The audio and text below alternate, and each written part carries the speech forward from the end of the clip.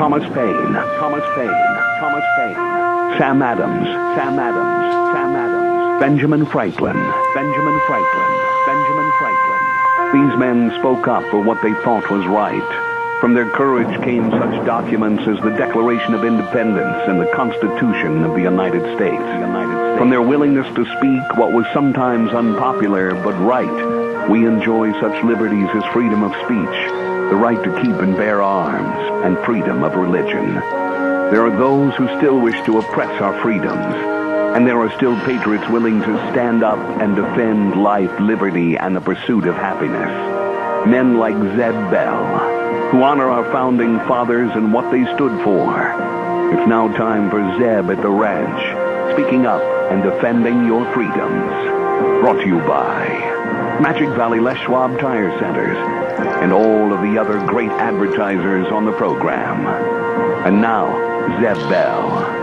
As I have stated before many times, men have got to start acting like men. And so now I'm going to be implementing on this program men's rules for 2014. And here is number 1. Ladies, learn to work the toilet seat. You're a big girl. If it's up, put it down. We need it up. You need it down. You don't hear us complaining when you leave it down. And number 2, if you think you're fat, you probably are. Don't ask us. That's the beginning of our rules for 2014. Good morning, everybody. Here comes Kate Smith and God Bless America, followed by a patriot with our Pledge of Allegiance. Good morning.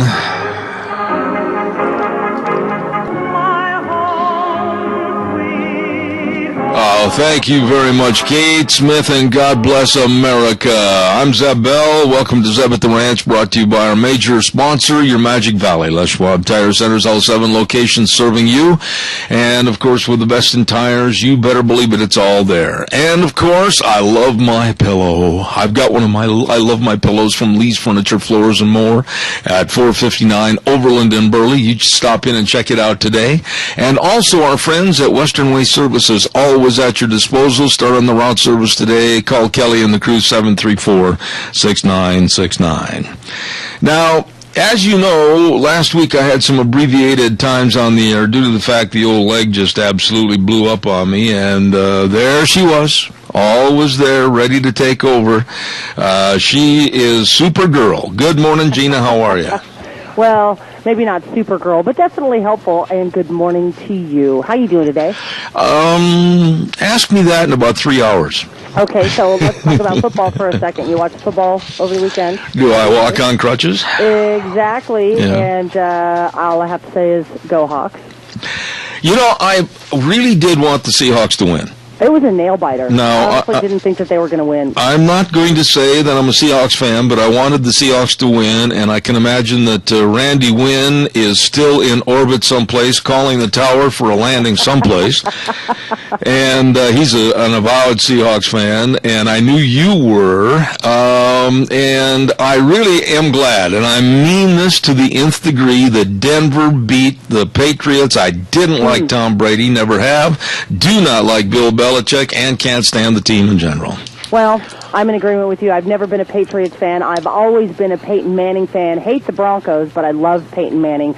And so it's going to be a phenomenal game. This is going to be the veteran versus the rookie. Yeah, but Russell Wilson does not play like a rookie. No, he doesn't, but it's going to be interesting to see how the team handles the pressure. I know one thing about Denver. They'd better get their act together if they think they're going to stop the beast. That guy can run through a brick wall. Oh, I know. And, of course, Seattle did not come out very well in the first half. No. And then, of course, they came out strong in the second half. So very proud of the Seahawks. And I'm definitely looking forward to the Super Bowl. Okay, we got a lot of things to talk about this morning. One very serious note that I want to get into that I discussed with you yesterday.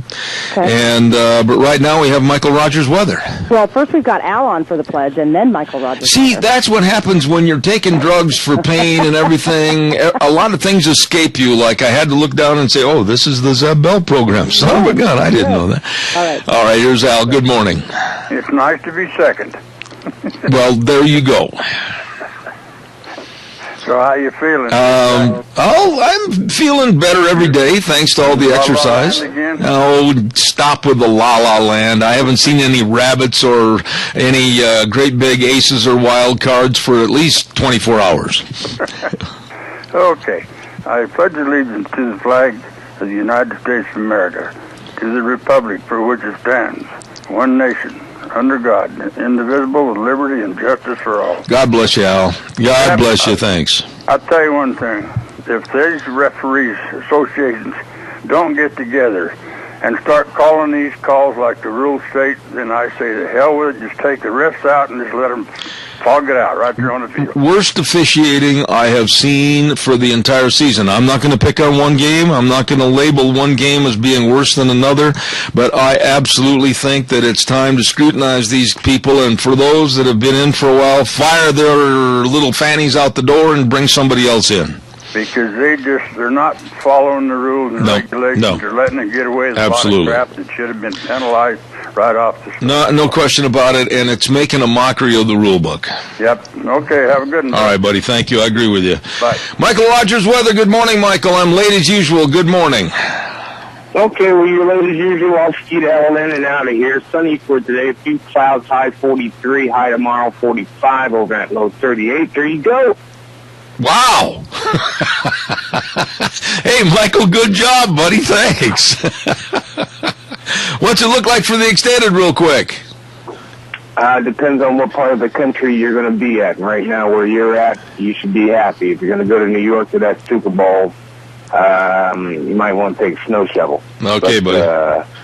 Other than that, I got to tell you, the weather here out west, they call it the summer, and it is working as advertised. And I want to make this last point because I hear a lot of people talking about it, and I get it. So I'm not trying to downplay anything or downplay anybody.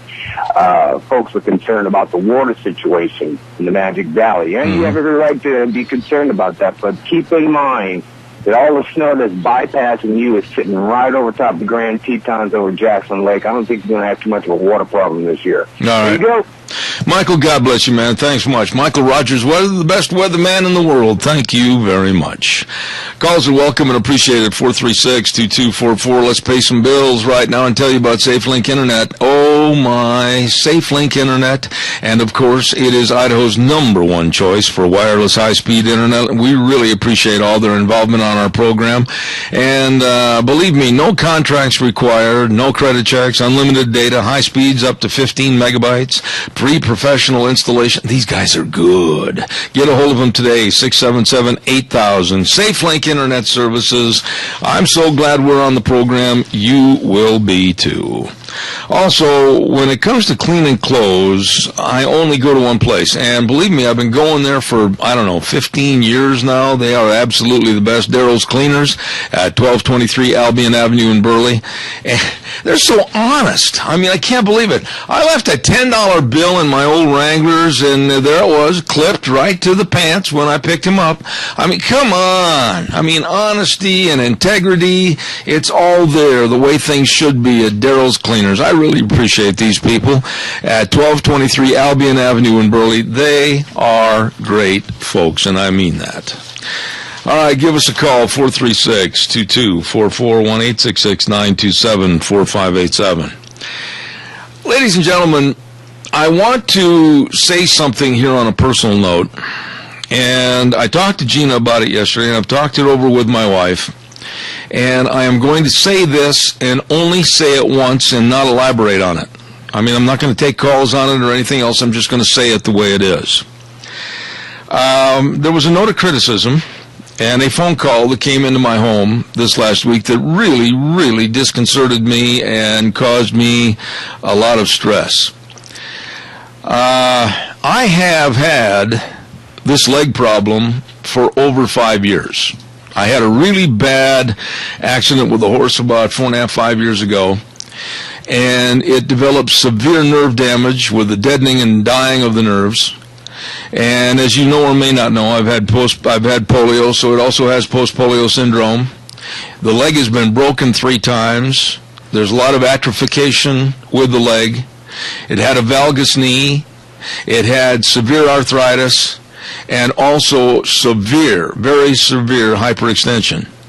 That was the problem with this leg that I've been living with for the last 5 years. Originally, the doctors group that I was working with in 2009 said they would not touch this leg or the rebuilding of the leg with a 10-foot pole. And I went to a lot of places. I went to the Mayo Clinic. I went to the Shelbourne Clinic. I went to many others and reached out for help as to, is there anybody that wants to touch this mess? But there was a question raised to me, and it will never be raised again to me or my family, about my advertising for local doctors or doctor services or whatever, and why I should have bought local, and I was being ambiguous against my advertising. Don't go there. Don't ever go there again. My wife and I have been working and praying through this situation for over 5 years. And don't you dare anybody say I was a phony for going outside the area for treatment. There are excellent doctors here. And there are excellent medical centers here. And I salute them for what they do and how they treat their patients. They do a wonderful job. However, my current problem does not warrant your charges of me being ambiguous and basically not shopping local.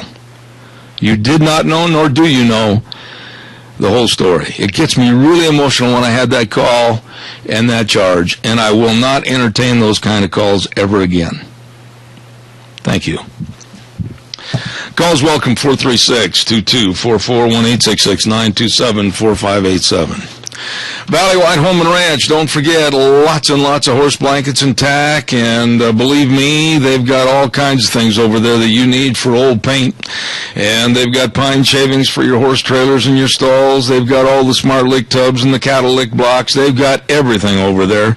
Great selection of dog and kitty cat food, and by the way, that's a great place to stop and have a hot bowl of soup and a sandwich. By golly, they can do it all for you, and right now this morning, a whole bunch of people are sitting there having a cup of coffee at Valley Wide Home and Ranch, 910 South Oneida in Rupert. You stop in and see them today. Caller, good morning. You're on the air. Good morning, Zeb. Right, there's a lot of times when we don't have, our limited area here as far as medical services and so forth. You know, you're limited as far as some of the specialists. And anyway, I wish you well in your recovery and everything. But my subject that I want to bring up is we need to replace Congressman Mike Simpson, and Brian Smith would be a good replacement. Simpson's just one of the good old boys. He voted for this latest budget deal, which includes a lot more debt, and also it includes full funding for Obamacare. And Obamacare, I just talked to an insurance agent, well, a couple of them actually recently. I mean, it's just devastating what it's doing to families. I just talked to a family last night how much it's costing. Even under group plans, it's going up by 50% or more. Well, Adrian, one thing I'm going to say this morning is probably going to shock you over the years that we've known each other, so I certainly hope you're sitting down with a headrest on your chair so you don't break your neck with whiplash when I say this. But I have changed my attitude. Evidently, when I was under anesthetic for the surgery, a lot of things happened to my pea-sized brain and maybe either woke me up or put me further to sleep. But I am a firm believer now in term limits. I am a firm believer in term limits on the national level to the point where I believe, and I put a pencil to this thing, and you tell me if I'm wrong, I honestly believe that our national debt, which right now is knocking on the door and they're about ready to open it up to $18 trillion.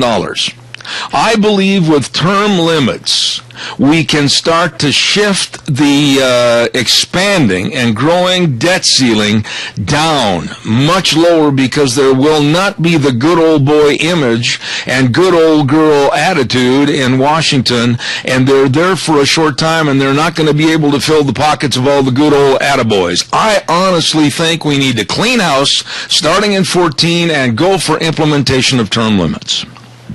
Well, I have mixed feelings about that. I certainly can see your points. The trouble is, if you replace one bad apple with another bad apple, people have to know who they're voting for and get good candidates in there.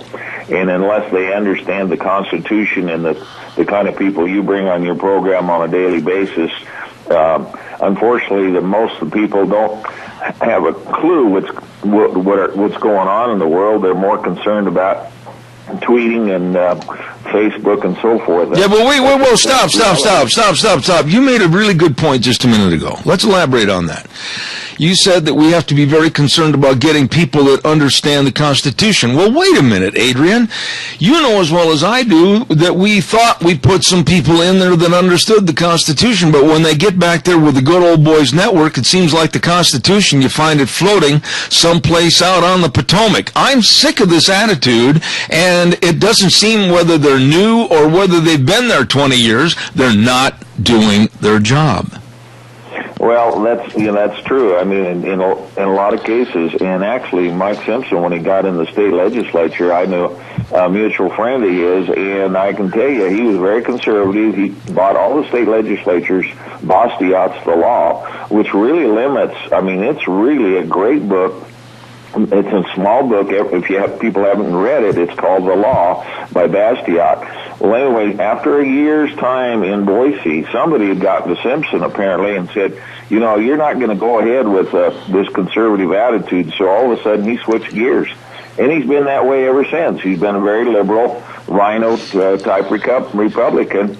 And unfortunately, what you're saying is he does have a good candidate to run against him. Folks, he voted for Obamacare funding. And if it's hurting your pocketbook, it's time to make a change and vote for Brian Smith. Well, and that's really, I agree with you, and I'm going to have Brian Smith on the program. I've offered, of course, we have to give and offer equal time. I doubt seriously that Mike Simpson will ever come on this program because of the auspices of which I have invited him back. He's got to apologize to me, basically, for lumping us together as his terminology, McCarthyists, because we were worried and still am quite worried about the Muslim Brotherhood involvement in our government. And until he does say, something, Zeb, on behalf of my office, we feel like we shot maybe too many bullets out of the gun at Michelle Bachmann in criticism and that letter to her and also lumping everybody as McCarthyist. Until he does that, he's not welcome on this program. Well, yeah, that's another issue in itself, but this budget busting deal, and I mean, he just, he's been in a position where he could really have an influence on limiting the EPA. He just slaps them on the wrist and they move on, and we're going to end up paying more for our power bills and everything. So he's just part of the good old boys network back there. He's a rhino, and at this point in time, unfortunately, he was a conservative at one time, but something happens, they get Potomac River fever, and I totally agree. And, we can discuss the term limit thing. There's certainly, from what you're saying, in situations like that. But, I certainly know that we've got to get back to studying the Constitution, get constitutional candidates in there. I think Brian Smith would be a good replacement. Well, and I agree, but when you look, and give me a real short answer on this, because I haven't got much time left. But when you look at the likes of Harry Reid, all right, look at the likes of Harry Reid and hold the Constitution up to Harry. That has got to be a foreign object to him. He doesn't do anything or advocate anything that the Constitution has said for over 200 years. There's one guy in particular that ought to be on a canoe floating down the river. Boy, I agree. You and I would be glad to buy the canoe. All right. I'll pay for the oars, you buy the canoe. Okay, well, whatever. I'd be glad to do that, too. All right, buddy. I mean, he's despicable. He's despicable. That's the best way to... Him and Pelosi and a whole bunch of them back there, and Dianne Feinstein and that California crowd out there. It's unbelievable. But, folks, we better be praying for some moisture because it's getting critical. Our snowpack usually ends about the 1st of April. That's only 2 months away. I agree. So we need to do a lot of praying and fasting for moisture, folks. So, got to run right now. Got to run. Day and a fast recovery. All right. Thank you, my friend. Appreciate it. Don't forget Ramsey Heating and Electric at 2600 Overland Avenue in Burley, 678-0459. They throw open the doors at 7:30 in the morning and say, hello, Magic Valley, come on in. They've got all your furnace air filters. That's right, your furnace. Now, we are going to be getting some cold weather. Again. I mean, cold weather. And you better get in there and get your furnace filters ready. Get the box of furnace filters, save up to 10%. And they've got heat lamps and extension cords. They've got it all for you right there at Ramsey Heating and Electric, 2600 Overland Avenue in Burley, where they provide warm winters and cool summers. Calls are welcome and appreciated. 436-2244, 1-866-927-4587. I'd like to hear from you. I am absolutely fed up with this garbage that's coming out of Washington, D.C. I don't trust any of them. I have just absolutely lost my respect. I don't think that... well, here's another example. Real quick, I want to give you this example. Why should you and I be having our checkbooks and our pocketbooks and our money clips opened up for us by the government, and they're taking our money to pay for the ridiculous television advertisements promoting Obamacare? Some of these ads are so far out of the realm of being good salesmanship. I mean, Alonzo Mourning and Magic Johnson appealing to kids, and the truth is, if you look at a lot of the kids when they're wearing their suits, their three-piece suits, they haven't got a clue who they are. And then they had this little absolute asinine homosexual person wearing a set of pajamas, pushing for Obamacare, and your money and my money's going for this garbage? Are you kidding me? Good morning, caller. You're on the air. Good morning, Zeb. It's good to hear your voice. You sound a lot better. I feel better this morning, and it's thanks to my beautiful nurse. And don't push it. Okay. Anyway, my opinion is, God created man in his image. But I think something or other went wrong with Obama, the Democrats, the progressives. When they were born, I think their head got placed in a different place. Helen, everybody in this country has a right to their opinion. Everybody in this country has a right to believe and talk about the various thoughts that they really want to promote, etc. That's freedom of speech. It goes right along with our constitutional amendments. But when we see the subversion that's going on with the liberal left right now to take that Constitution and take a value system that America has stood for and flourished and led the world for over 200 years, it's got to stop, and we've got to stop it now, and we've got to step on it like a bug. But the thing of it is, it's got to go clear from the bottom to the top. Whether it's state, county, city, everything has got to change. And where are we going to find the people to do it? Well, I don't know where. I can't give an answer like that, and I know you can't either, and I know you're not asking me to give one. But here's the thing. We've got to make an attempt, Helen, because we can't keep letting these people that are highly unqualified, highly motivated only by the dollar in their own pocket, to try to lead this country into oblivion. It looks like it's too overwhelming. I'm not going to give up, though. I'm not going to give up. Won't try. So, well, have a good day. God bless you, my dear. Thank you so much. Caller number 2, I'm going to ask your indulgence to just please have patience. It's something I'm working on over the last couple of weeks since the surgery. I'm working on my patience. Travel Lube Supply, 1050 West, 203 South of Heyburn with Jim McCall. Jim, you need to come over and teach me patience. Patience. And along with all the pink Bubba ropes and all, of course, they're taking orders on all the filters for your vehicles, and they've got all your oils, and they got all your tools. They've got everything for you at Travel Lube Supply. 1050 West, 203 South of Heyburn. Number to call, 438-8730, Travel Lube Supply. Caller, please hang on just a moment. I've got to quickly get in the Capital Press Ag Minute, and here we are. Today's Ag Minute brought to you by the Capital Press, the West Ag Weekly.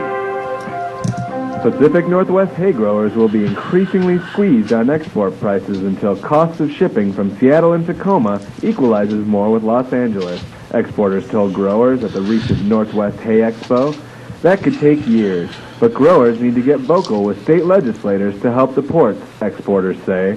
It costs exporters about $300 per container to ship hay to Asia from Los Angeles ports versus $900 from Seattle. Because of that, the Pacific Northwest is losing ground to the Pacific Southwest in hay exports. Hay is being trucked from as far as Alberta to Los Angeles port, exporters say.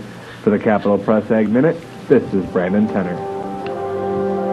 For more agriculture news and information, turn to the West's Ag Weekly, the Capital Press, and CapitalPress.com. All right, thank you very much, Capital Press Ag Minute. Great newspaper, the Capital Press. All the ag news that really is news. Thank you very much. Hey, it is time for our caller. Good morning, you're on the air. Yeah, Zeb, sounds like you need this prayer. God grant me patience, but I want it right now.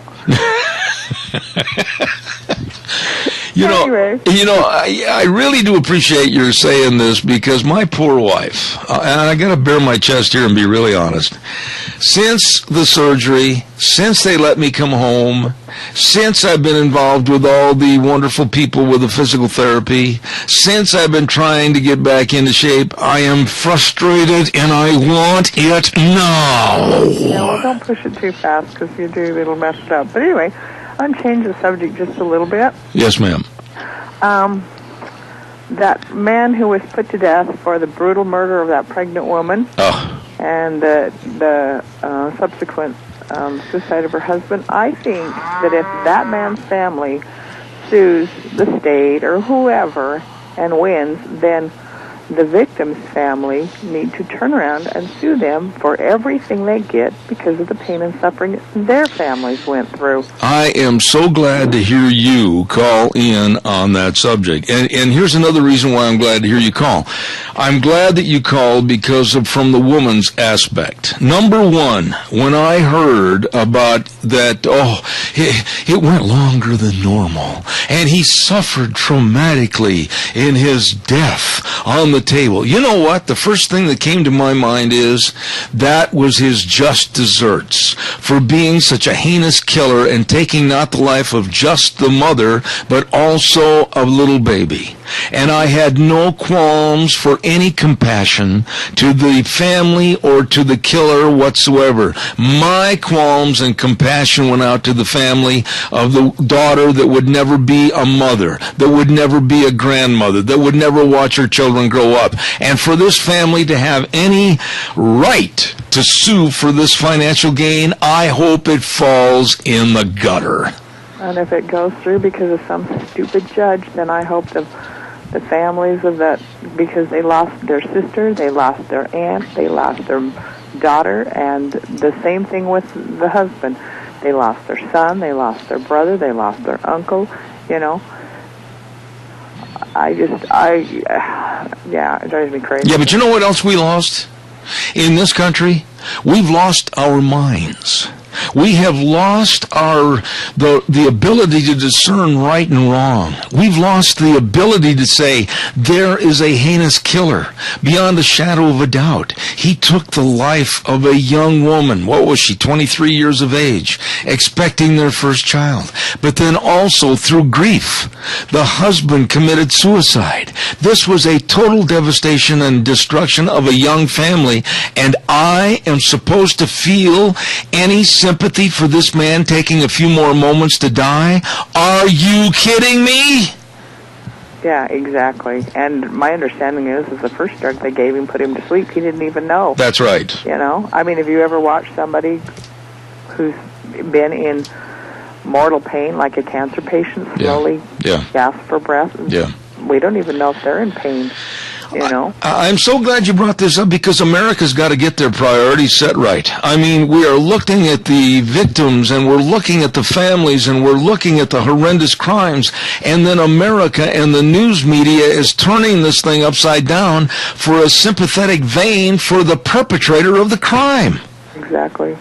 Thank you. God bless you. And if you wrote a book on patience, send me a copy. Oh, okay. And speedy recovery. Thank you so much. Thank you. All right. Nice lady. Thank you very much. Calls welcome. And I think we have another one waiting. Standby caller. I'll be right there. Denny's Restaurant, 611 North Overland in Burley. Oh, boy. We're moving our very first lunch bunch over there next Thursday, the 30th. Be there or be square. It's going to be fantastic. Breakfast, lunch, and dinner at Denny's Restaurant. They have bent over backwards to open open up the doors for us and be very friendly, and come on in. I want the support. We put a lot of time and effort into this, as did my wife, to make all these transitions while I was in the hospital and everything, and we really appreciate Denny's Restaurant. Don't forget, walk-ins. They'll also take reservations. The food's great. Always great people to work with. Denny's Restaurant, 611 North Oberlin and Burley, and our next lunch bunch will be at Denny's next Thursday the 30th. You be there. Caller, good morning. You're on the air. Yes, I'm calling about this budget deal with Simpson. This Times News, I couldn't believe how liberal they are. This opinion page with his picture in it, and the rest of our representatives back in D.C. That said, in budget deal, Simpson leads. I can't believe that.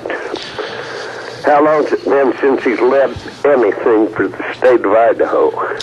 Well, there are his supporters. You know this. There are friends in your neighborhood that are friends with you that are probably a little bit mad because you're against Mike Simpson's reelection. I know I've taken a lot of heat from all kinds of folks that say, oh, well, Mike has done so much for the state of Idaho. Well, I'm just going to say this on a personal level. I think Mike is now become a user. I think Mike has now become one of the Potomac Fever boys. I think Mike right now goes whichever way the wind blows, and I think Mike goes whichever way is handy politically for him. I'm not saying that he's serving us the best that he could. I think, quite frankly, it's time for a change, and that's where my attitude is on Mike Simpson. Well, I'll tell you, he's been there way too long, and I'm with you on term limits. There's no question about it. All right. I haven't felt that way in the past because I felt the knowledge they had helped us. But I've got to where now that I think they get back there, they're more worried about getting reelected than doing what's right for the constituents up here. Well, look at Mitch McConnell. Look at Harry Reid. Look at Dick Durbin. Look at these people and tell me that that's not a glaring example as to why we definitely need term limits. You got it right. All right, and by the way to you and Joyce, God bless you, and thanks for coming by the other day, my friend. You're the best. Thank you, both of you. Well, thank you for being there. And a speedy recovery, buddy. All right. Thank you, Fred. I appreciate it. Thank you so much. You bet. We had so many nice people call, and so many people write cards, and so many people stop by to say hello and everything, and it just, it's heartwarming. It really is heartwarming that people really care, and I certainly appreciate that. Thank you very, very much. Calls are welcome and appreciated. 436-2244, 1-866-927-4587. Good morning. You're on the air. Yes, good morning, Zeb. I'd like to get back to Obamacare for a minute there. Okay. This Magic Johnson and guys like Robert Redford and George Clooney that have millions and millions of dollars to spend on Obamacare. He's not doing a thing to help the average guy keep from going broke when he gets sick or somebody in his family. That's right. That's right. Yeah. Well, and he should be doing what a president should do: treat everybody equally. Well, look at and make it possible for everybody to afford health care. Look at Alonzo Mourning. And Alonzo Mourning was a great basketball player for the Miami Heat, and I mean, he just absolutely was outstanding for what he could do on a basketball court. But here's the deal, Tony, and I'm going to stand behind this statement. There are probably less than 1 out of 20 people under 25 years of age right now that have a clue as to who this guy is. And you know something? Look at Magic Johnson. The same scenario. He was one of the, if not the greatest basketball players in the NBA of all time. But there again, the under 25 crew, with their lack of really getting involved in what's going on socially, they don't have a clue who he is. And they get these people to go out and put on ads for Obamacare for young people to sign up. Then they pay thousands and thousands and thousands of dollars to hire an absolute creep, a scary, scary creep like Richard Simmons, to put together it's almost a pornographic tape to get involved with Obamacare. Tony, this administration is nuts. Well, the younger generation is lost. I don't know how you feel about that. But they're the ones that are going to help bring down our country because they don't have a clue about what's going on. I can't argue that. I'm starting to really feel and realize that we've got to do something. I don't know what the answer is, Tony, but Deanne, could you come here a second, please? We've got to do something to re-involve and re-implement a lot of the younger thought into politics because, my goodness, the Mitch McConnells and the Harry Reids and all those, they've got to go. They've got to go. Well, one other thing before I hang up. This country is in extreme danger by these Muslim training camps we've got going, and our three senators aren't doing a thing about it, and I could not get an answer from them as many times as I've tried. No, I couldn't agree with you more, but I just look at this mess with Obamacare, and every day it gets worse. Every day it gets more laughable. Every day you realize what a bunch of nincompoops were involved in trying to set this up. They don't even have absolutely the final pages on how to pay. They don't have the final thoughts or anything put together as far as the claim service and everything is concerned. Tony, honestly, you could have taken some college freshmen that were fairly adept at computers and have done a much better job than these absolute ninnies that they hired and paid millions of dollars to. It's been a complete waste. Look what we've got up in the White House, and that's the answer. Yeah, no question about that. By the way, how are you and Mary this morning? I'm doing fine. How are you doing? Stiff and sore, but a smile on my face. Thank you so much. Okay, you'll be riding Broncos pretty soon. Stiff and sore and a smile on my face. Thanks, Tony. Okay. All right, God bless. Caller, good morning. You're on the air. Yeah, howdy. You going to have Frosty on today? Frosty will be on at 9:06. Excellent. Yeah. Boehner is evidently trying to talk all the Republicans there to vote for that amnesty bill the Democrats are trying to put through. Mm-hmm. And I did my fax from Numbers USA today and added a PS onto it that said if Simpson wants to ensure his re-election, he should sponsor a bill for a new Operation Wetback. Well, I'm not going to use wetback on the radio. I expect you to be, more professional and not use it either. But I'm never going to weaken. They are illegal aliens. I'm going to keep that terminology, and that's the way it's going to be. But I think that Frosty's going to talk about that, and quite frankly, we've got such a mess with the Democrats trying to do nothing more than buy votes for 2014, and that's all this immigration reform bill is. Yeah, exactly. And they couldn't care less what it did to the American people as long as they keep their nests feathered. I agree with you. Hey, man, thanks for your call. Appreciate it as always. Have a great day. Thank you. It's time for the weather, and it's a weather update with MichaelRogersWeather.com. And, of course, brought to you this hour by Quality's Electronics, 1730 Kimberly Road in Twin Falls. Oh, they're ready now for the big Super Bowl. And you'd better get in and check out all the great buys. And they've got them, all the different television buys. Everything is fantastic. Check it out today at prices that are unheard of. Do not miss the Super Bowl. Do not miss the Super Savings event. Do not miss going in there and picking and choosing right now what is best for your situation in your living room. Great big TV TVs, all the different sizes, waiting for you at 1730 Kimberly Road in Twin Falls. Quality's Electronics in Twin Falls. Super saving event. Here now, Michael Rogers Weather. Hi, everybody. Michael Rogers from MichaelRogersWeather.com. Start up a brand spanking new week of you, me, and weather. More of the same. We've been in this weather pattern working on pretty much 5 days. A lot of sun, very little clouds, cool temperatures. It's going to stay that way at least through tomorrow. Look for a daytime high somewhere in the low to mid 40s, and then our overnight lows will be right back in the 20s again. No change. The high pressure system that's bringing warm weather to Alaska and cooler weather to our area, although it is sunny, it's going to remain at least through Wednesday. Enjoy the weather. It's the only weather you got. MichaelRogersWeather.com. Thank you, sir. Great weather forecast. Calls are welcome. 436-2244. 1-866-927-4587. You know, here's another story I wanted to comment on a little bit this morning. Harvey Weinstein. You know, what a complete waste of rather corpulent fat skin and a bearded face. He is a movie producer, and he has made some of the absolute most gruesome, most crime-filled, bullet-laden movies ever produced out of Hollywood, with sensational, underline that word, crime and killing sprees.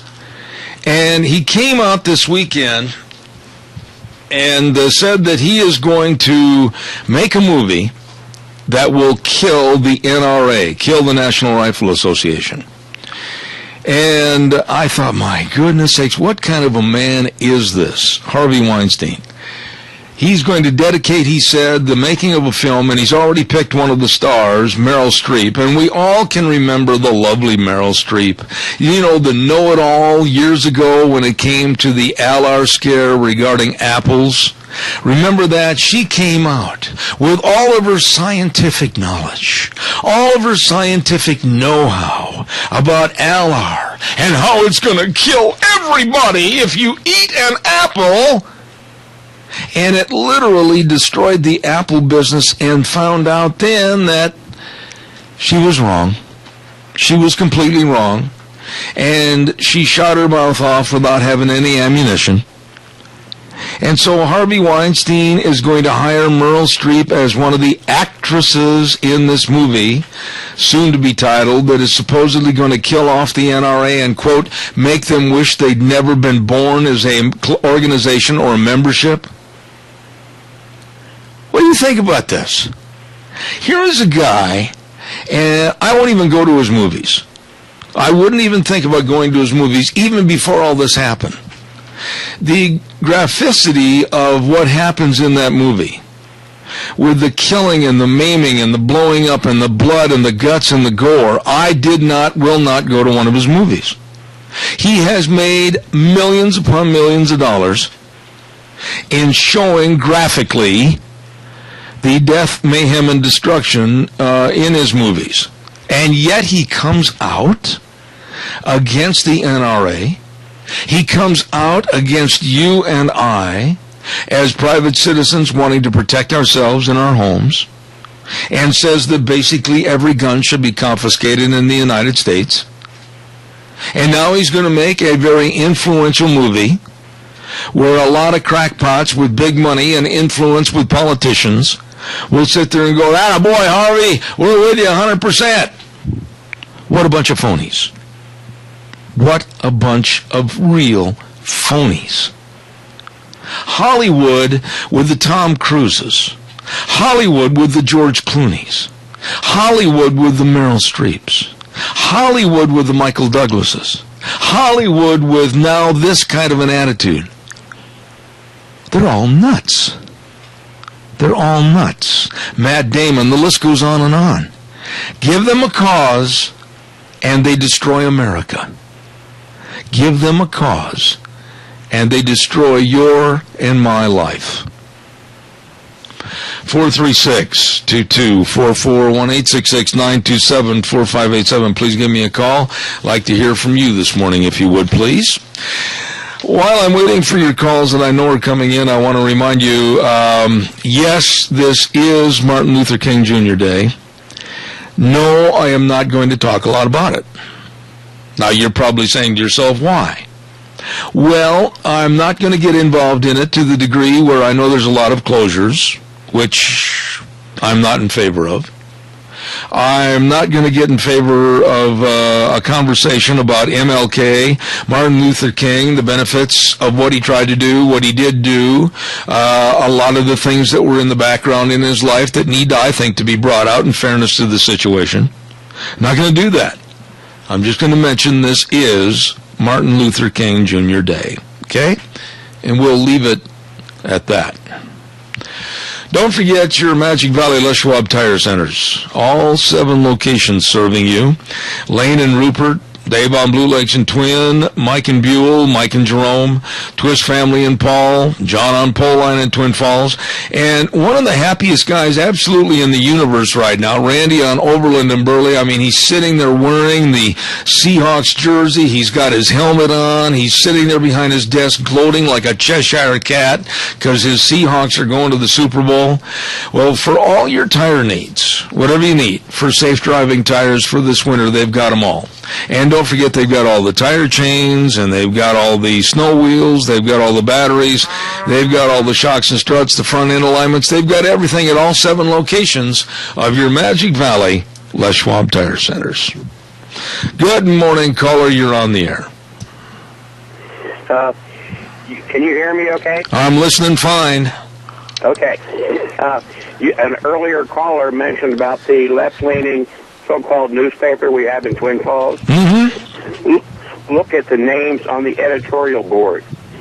Everyone I recognize on there, the names that I know the people, are about as far left as you can get. Okay, so what is your point? I mean, what point are you making here? Just that they have gone completely to the left. Okay, so now what do you and I need to do? I don't know, but other than subscribe maybe to the Boise paper. No, see, now I look at it a little differently, and boy, believe me, I know you're right. Everything you said is right. But you know something that behooves me to call them, and in February, I'm going to be starting a little segment with the Times News, and I'm going to have the segment on my program maybe once a week, every week, or maybe once every 2 weeks, and I'm going to arbitrate with them, A, on some of the story content that they've written, and B, some of the mistakes that they've made, and quite frankly, we're going to get into a he said, they said type thing, and maybe it'll be a best thing for the newspaper. But I will agree with you here on something that really bugs me. Do you believe, and I'm going to put the ball in your court real quick for a question, do you believe that there, A, is global warming, B, that mankind is responsible for global warming, and C, that we, the United States, should stop almost anything as far as energy fossil fuels and just revert to living in a cave and burning buffalo dung? What are your thoughts on that subject?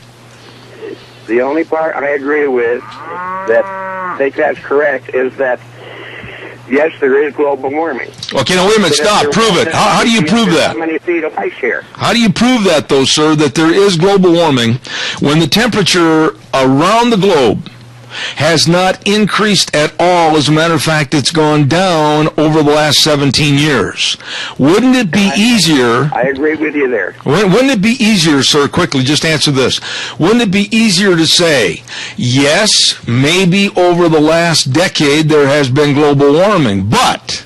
the caveat is the world has been in a cyclical sense of warming and cooling ever since it began. This is not a new or disastrous trend.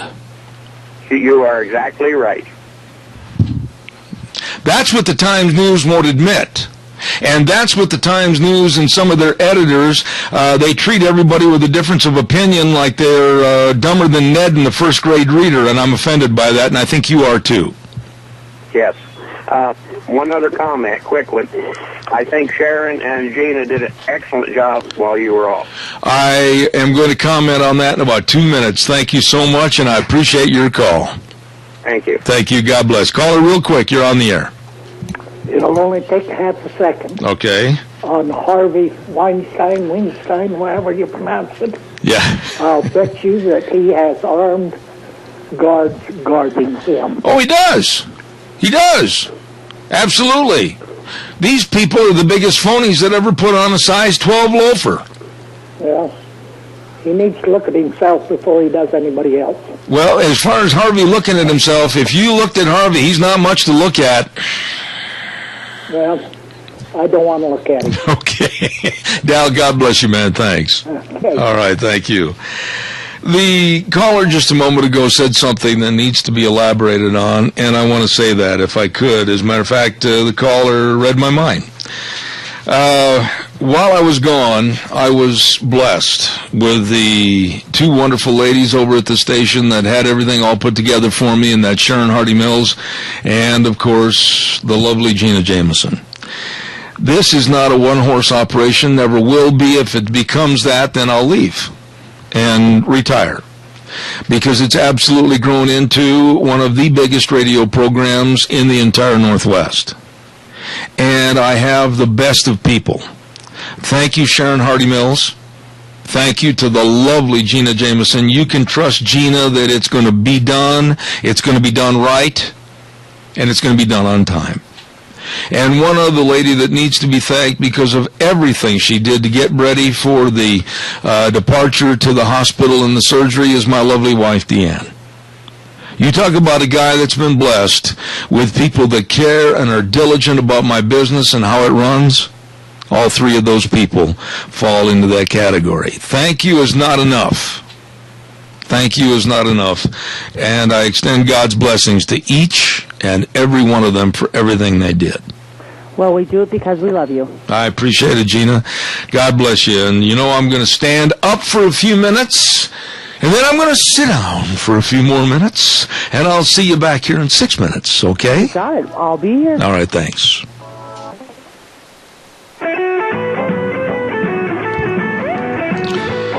Wow, we made it through hour number one. 2 more to go with my old leg all propped up, and Deanne's got ice bags around it and everything. She does a wonderful job, and it's propped up on pillows. My goodness sakes. Welcome back. Hour number 2, Zeb at the Ranch. I'm Zeb Bell, our major sponsor, your Magic Valley Les Schwab Tire Centers, all 7 locations serving you. Thank you very much. Along with some of our great advertisers like Lee's Furniture, Floors, and More at 459 Overland and Burley. I love my pillow. I got to tell you, I love my pillow, especially now that I have to kind of sleep in a sitting up position. I love my pillow. You will too. Check them out at Lee's Furniture. And then also Western Waste Services. From the canyons of the Snake River and all across southern Idaho, we're always at your disposal. Western Waste Services, we care about our community, our resources, and this great land. Western Waste Services is lending a hand, always at your disposal. Western Waste Services. Western Waste Services always at your disposal, and let me tell you something, folks, that kind of sums it up. They're always at your disposal getting rid of your garbage. I mean, nobody does a better job. Nobody. There. That sums it up, too. And get on the route service. They'll take care of all your garbage pickup needs. And then, of course, if you need a dumpster, they've got them in various sizes so you can clean out the basement, the garage, whatever. I'm telling you, porta potties, they've got them all for you. They are always at your disposal. Please give them a call today, 734-6969. Western Waste Services. Call them today. Before I get my buddy on the phone, I want to remind you, too, about our friends over at Hanson Mortuary with Joel Heward, owner-manager of Hanson Mortuary, 710 6th Street in Rupert. Wow. What can you say about people that are just devoted and dedicated to serving you and your family and making sure that every life is worth remembering and always upholding the highest ethical standards with unquestioned integrity? That's them. Hanson Mortuary, 710 6th Street in Rupert. Need questions answered? We all do on pre-planning of funerals. 436-5636. Joel Heward of Hanson Mortuary in Rupert, serving you. Well, it has been a couple of weeks, and to be honest with you, I really miss talking to my old buddy, and that, of course, is Frosty Woldridge back in Golden, Colorado. Good morning, buddy. How you doing? Oh, good morning, Zeb, and my gosh, what an exciting weekend. I have to say that I know Gina is a Seahawks fan, and we kind of laughed about how exciting both those games were, and certainly the Seahawks, just by one deflected, intercepted pass in the last 19 seconds, and one team goes to the Super Bowl, and the other one goes home, and all turned on just one moment in time where that, I think his name was Sherman. He deflected the pass, and then the Seahawks guy intercepted it. The game over. Oh my gosh, that was exciting. And of course, our game out here, I want to just appreciate Peyton Manning, one of the finest, not only quarterbacks in the NFL for all time, but just a fine human being to represent what's good with America. I mean, he gave praise to everybody else. He knows it's a team sport. Every person from the water boy down and up and back and forth made all the difference, and it's so exciting here in Denver with the Denver Broncos and certainly the Seattle Seahawks going to the Super Bowl. This is truly quintessentially what America's all about, and it's an all-American phenomenon. So I'm thrilled, and it's exciting. You know, there was a negative though, and I'm going to be very honest with you, Frosty. I was always taught to be a good and gracious winner. I don't believe in being a good loser because there is no such thing as a good loser. I think in being a loser, you have to stick your hand out and say, we'll get you next time with a smile on your face and walk away. But Richard Sherman, right after the game, with his attack, his verbal attack on the San Francisco's wide receiver, was absolutely uncalled for. They won the game, and to me it diminished and lessened his value of a professional and how he should have acted. Well, actually, I saw that little interview, and I think the interview person from the TV program was embarrassed and just couldn't wait to get out of it. That's right. He acted almost like a mongrel dog, as if it was only him in the universe, and he's the great and top corner of the whole NFL. It was childish. It certainly was unprofessional. It just showed he lacked balance in his life, and more. He acted literally kind of like an animal, and it wasn't something that I would be proud of. And hopefully, when he gets a little older and a little wiser and gets a little more balance in his life, that he will he might even come to making an apology, because it was uncalled for. It was really crude. It was rude. It was really worse than childish. So yeah, I certainly agree with you on that. No, I was offended. I was highly offended by his remarks. But then conversely, and I'm not saying this just to feather the nest of all the Denver Bronco fans, when you look and listen to Peyton Manning and the staff and John Elway and others involved in the Bronco organization, there was praise for the other team. There was praise for Tom Brady. There was a praise for, even Manning made this statement. He said, instead of calling it the AFC Championship, they should call it after the Patriots and Tom Brady, because they've been there so many times. There was always the professionalism there. And if the Seahawks go on and do defeat the Denver Broncos, I'm going to have a hard time with Richard Sherman and his unprofessional approach in the end of that game yesterday. I certainly agree. Again, that is not what sports is all about, to demean somebody you just beat. You don't hover over them and pound your chest. You have to realize, and you must come to realize as a decent human being, that every person on that field is doing the best they can to win the game and to triumph, and that it is a game, and that it is the great test of physical and mental and emotional and truly spiritual, just all of that. And this Sherman guy showed himself to be really quite rude and crude, and it's too bad. It certainly put a black eye on that entire post game with the Seahawks. And hopefully they set him down and say, hey, you got to grow up. You're no longer a 12-year-old back in 6th grade when you just beat up somebody. And that's right. Howling about it after the beating, so forth and so on. So again, that's been happening down through time. You know, if you look back, there's all sorts of characters out there. I mean, you know, what's that? Rodman, Dennis Rodman. Yeah. I mean, the guy has been an idiot through his entire professional basketball career. He got a bunch of rings. He wrote on the power of, you know, Michael Jordan and so forth, and he's still acting like a complete just ass beyond asses. He's a jackass worse, but that's just the nature of choice in human beings, and that's what we have to deal with, and that's the way it is. Well, and then notice this conversion. As we talk about jackasses, we must talk about Congress and the idiocy of the amnesty bill. Notice the segue and how much they look alike.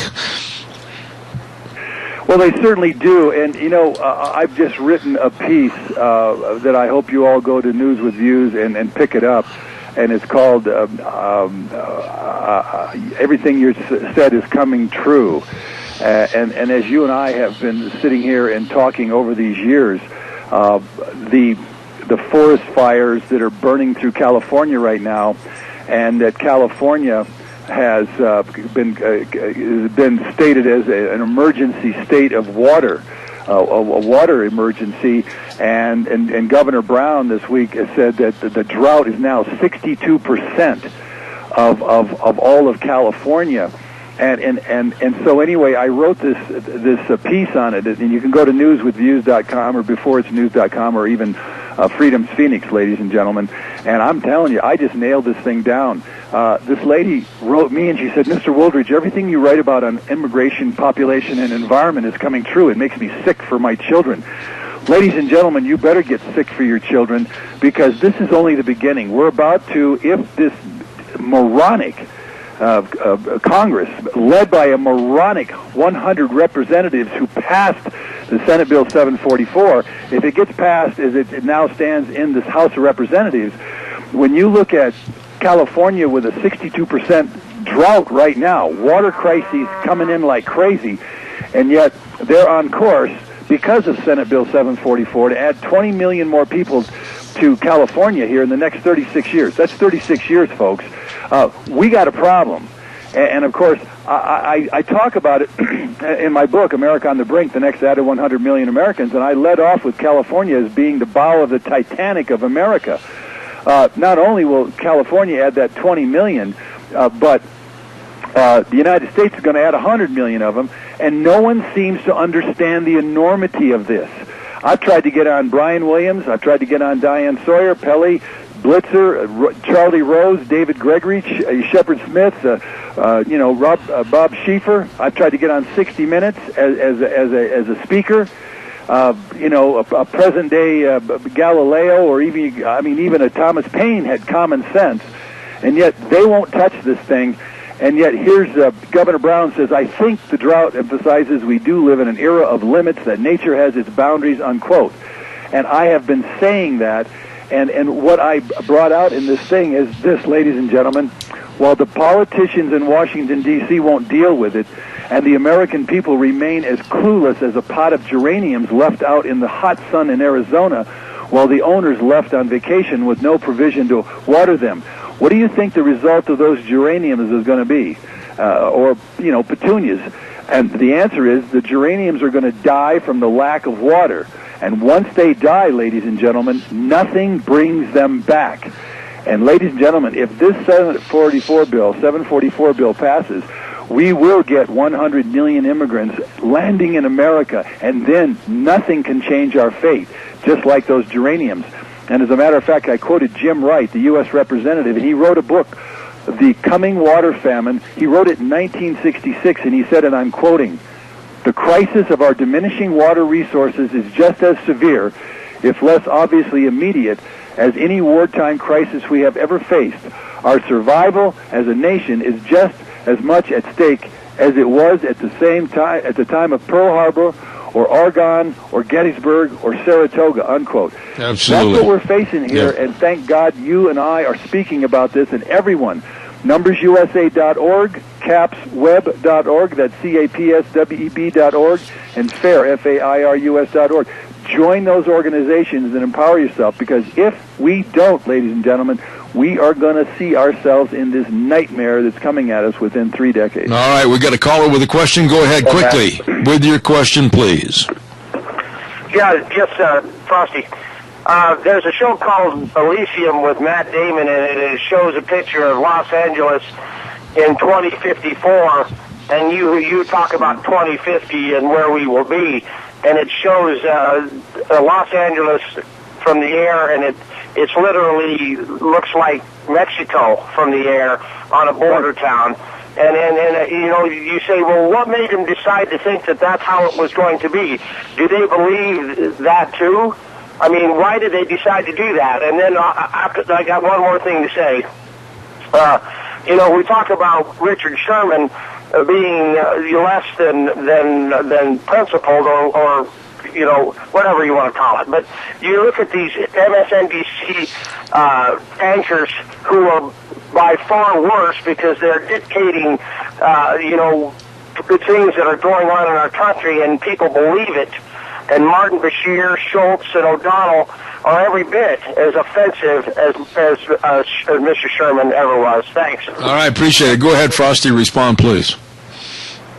Well, he made outstanding comments, and it's really it's very sad that there are those kinds of people out there that make such not rude. He was like a guy on the hood.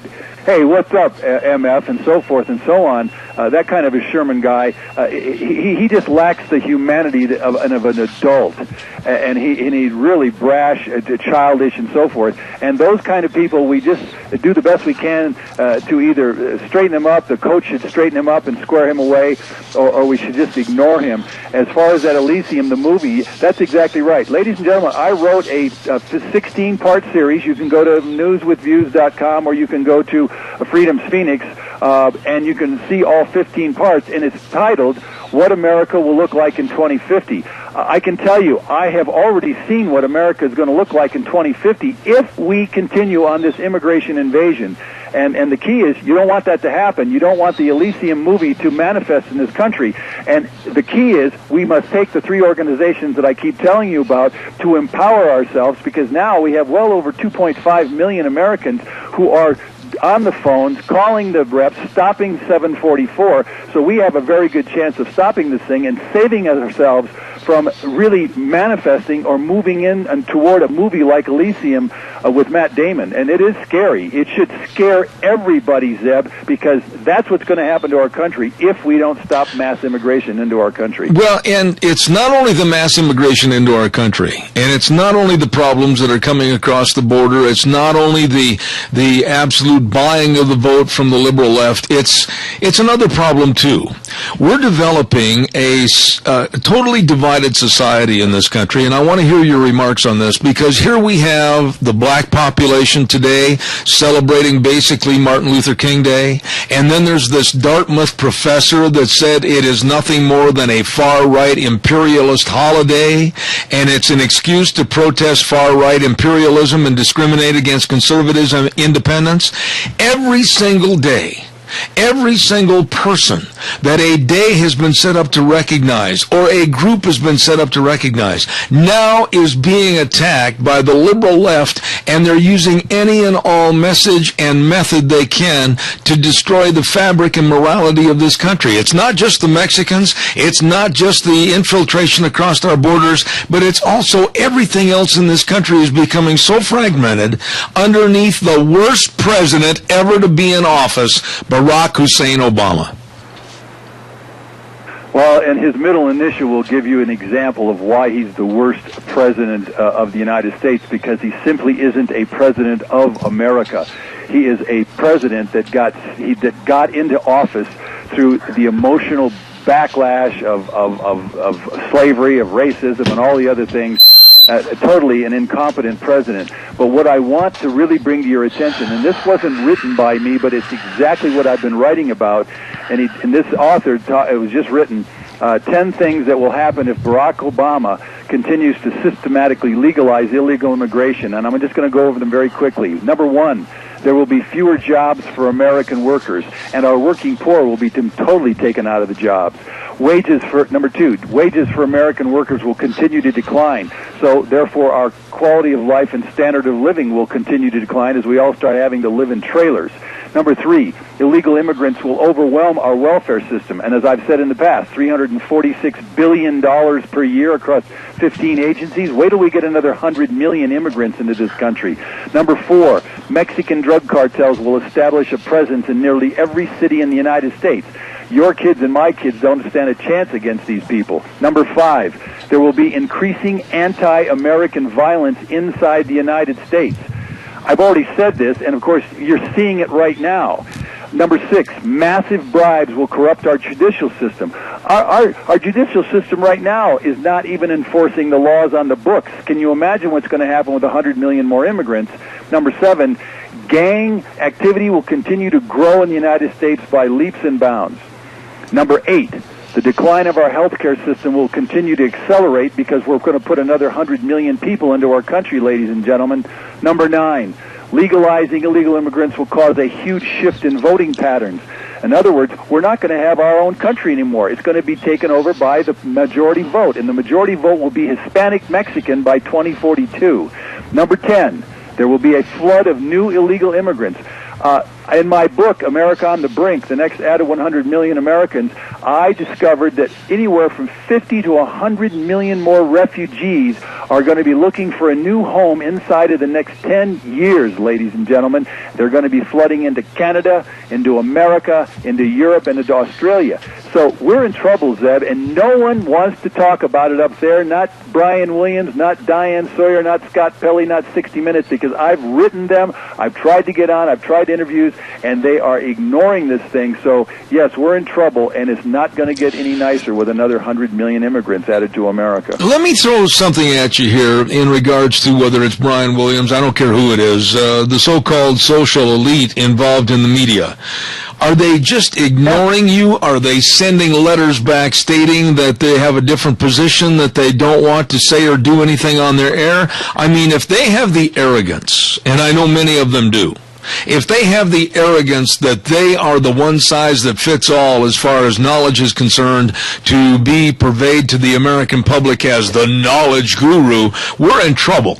Because I will do anything I can to help you with some of the sources I've got, whether it's at Fox or ABC or whatever, because I am sick and tired of these people running away from the grassroots of the problem, and I think, quite frankly, that's what you want to talk about, is the grassroots of the problem. Well, you know, I am one of the average Americans out there that actually has an ability to speak and write, you know, just like Thomas Paine. And I know what's going on because I'm one of you, you're one of me. We're all together in this, and that's the grassroots of America, not the hyphenated American, not the new immigrant that's here. We are the America that built this country. My father served in the United States Marine Corps, my grandfather in the Army, my brother in the Air Force. And so we are America, and at the bottom of my column on newswithviews.com, you'll see, get to George Norrie, write to Bob Schieffer. I've got all the addresses on there. Write them and tell them that you want spokesmen out there to say we cannot absorb another 100 million immigrants no matter what. It's unsustainable. It's sociologically, it's not possible to have our country. It's already fragmented as it is and locked in combat, and our Congress is paralyzed, and we're not moving forward, and it's only going to get worse. So yes, I want to speak for all of you. If you think I make common sense, then write those letters into Diane Sawyer, ABC, NBC. I've given the addresses, and tell them you want to hear this character on a bicycle, Frosty Woolridge, who makes common sense and logical, rational thinking, to get up there in front of the cameras, and I'll speak for you. I will absolutely help you and help all of us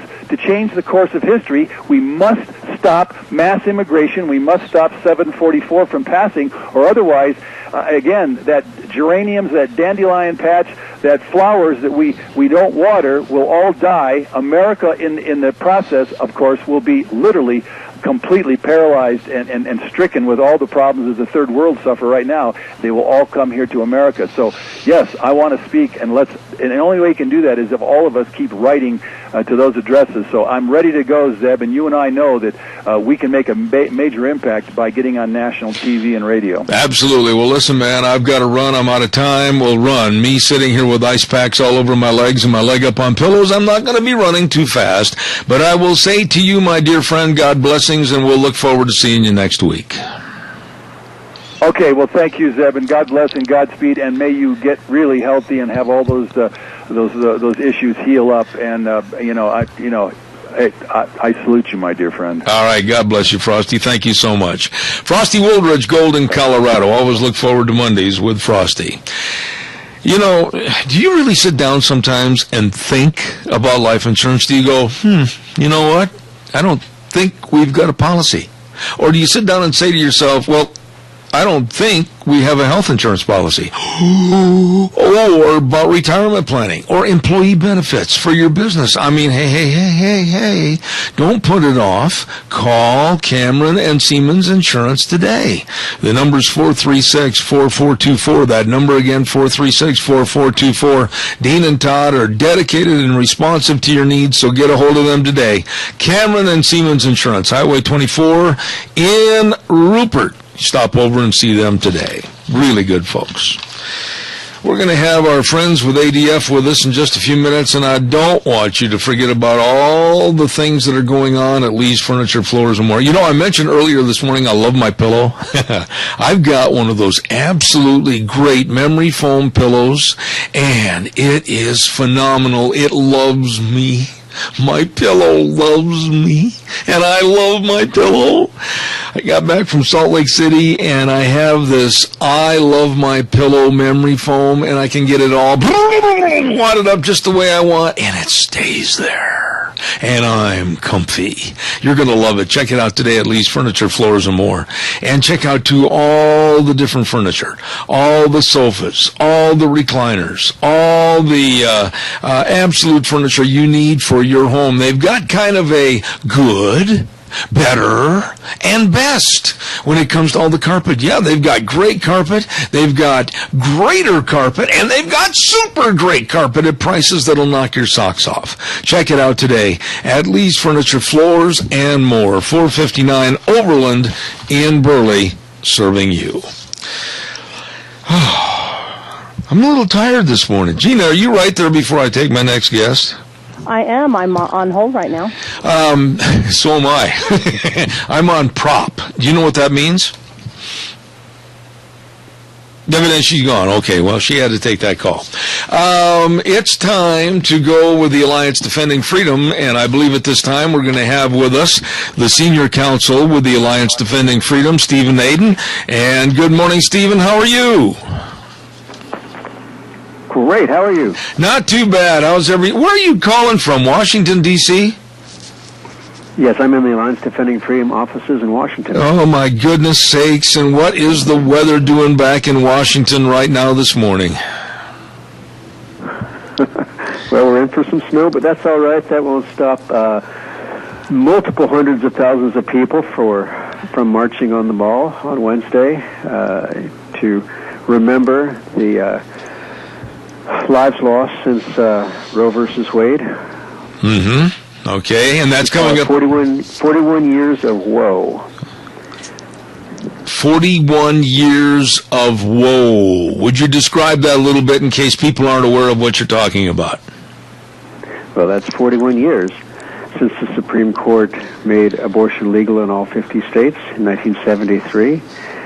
We don't call it an anniversary because we're not celebrating anything. We're remembering the 56 million lives lost, and we call it 41 years of woe for mothers and those who care about them.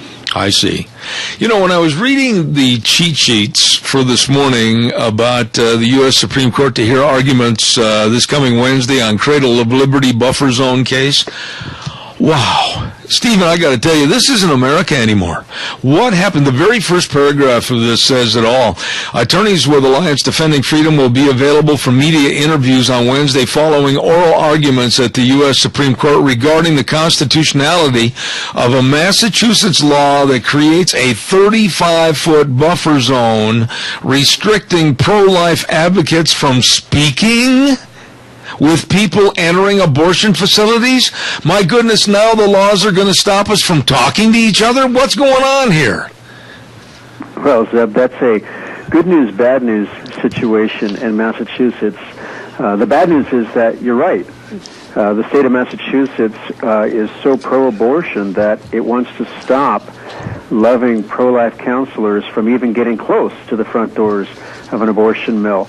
The good news is that they want to do that because sidewalk counselors like the plaintiff in this case and her friends Eleanor McCullen, a 77-year-old Christian grandmother, have had so much success in driving down the numbers of abortion and saving lives in Massachusetts that the state of Massachusetts thought it was necessary to intervene and defend the death industry, and that's why they've passed this law. And it's made its way to the Supreme Court, where, as you said last Wednesday, the Supreme Court did hear oral arguments in this case. The plaintiffs, Eleanor and her friends, were represented by an Alliance Defending Freedom ally, Mark Rienzi, a professor at Catholic University. I was in the courtroom, and I think, based on the justice's comments, that we can be hopeful that the Supreme Court will not let this 35-foot no-speech zone stand when they issue their decision sometime in June. A number of the justices last Wednesday were skeptical or even outright critical of Massachusetts' attempt to silence and censor loving pro-life counselors and advocates, and asking Massachusetts why it felt a need to cordon off a whole chunk of real estate on the sidewalk in a public place in Massachusetts where there's the highest degree of First Amendment protection, just because a little old lady wants to talk quietly about a mother going into an abortion mill and tell her what her options are. So we're hopeful that the right result will occur, and we will pray for guidance and wisdom on the part of these justices. You know, Stephen, I guess I'm just so jaded all of a sudden the last 10 years in this country with now 35-foot rule. What is somebody going to be standing out there on the sidewalk with a tape measure going, 34.9, you're under arrest? I mean, this is... Oh, no, they don't need a tape measure, Zeb. They've got a big yellow stripe painted on the sidewalk, a big semicircle. It looks like an NBA three-point shot zone. And if Eleanor steps over this line, this 77-year-old grandmother is going to jail. You've got to be kidding me. I mean, this is so asinine. In the land of the free and the home of the brave, to the point where we have so many wonderful rights that are being trashed and diminished, our free speech, and you have people that want to share a message of great concern to people that might be involved in taking of another life, and we have to be aware of a 35-foot no-talk zone. Stephen, not in America. What's going on here? Well, what's going on is that states like Massachusetts that love abortion are trying to protect the abortion industry using any weapon they can. And so since Eleanor McCullen and her friends have been so successful at persuading women that they have options, and when a woman hears she has options, usually she will choose life. She'll keep her baby because women don't, quote-unquote, choose abortion. They go to an abortion mill when they've run out of choices. Often when they're being coerced or worse into abortion by the men in their lives, husbands, boyfriends, fathers. So that's the truth about abortion. The good news is that pro-life counselors and advocates like Eleanor McCullen have been so successful at persuading women about their options. Pregnancy resource centers have sprung up in America, so much so that there are now 4 pregnancy resource centers affirming life for every one abortion clinic in America. The ratio is 4-to-1. Next time someone tells you that that pro-lifers don't care about women, tell them that there are 4 times as many pregnancy resource centers as there are abortion clinics in America. But the advocates of death are tenacious and desperate, and this is a sign. This 35-foot no-speech zone is a sign of that desperation. As a last-ditch effort to protect the abortion industry, they've got to keep pro-life counselors away from the doors of abortion mills at any cost, because they are so effective. And that's the good news. And we think the Supreme Court will see through this.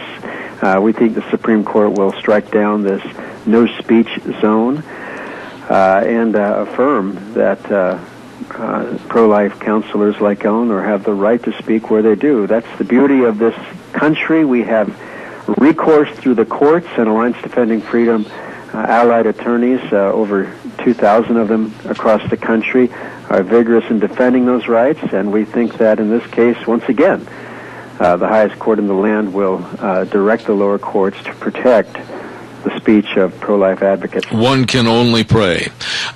Stephen, what about Planned Parenthood? Is there anything looming on the horizon, more cases against Planned Parenthood and some of their insidious methods that they use to garner more of our tax dollars?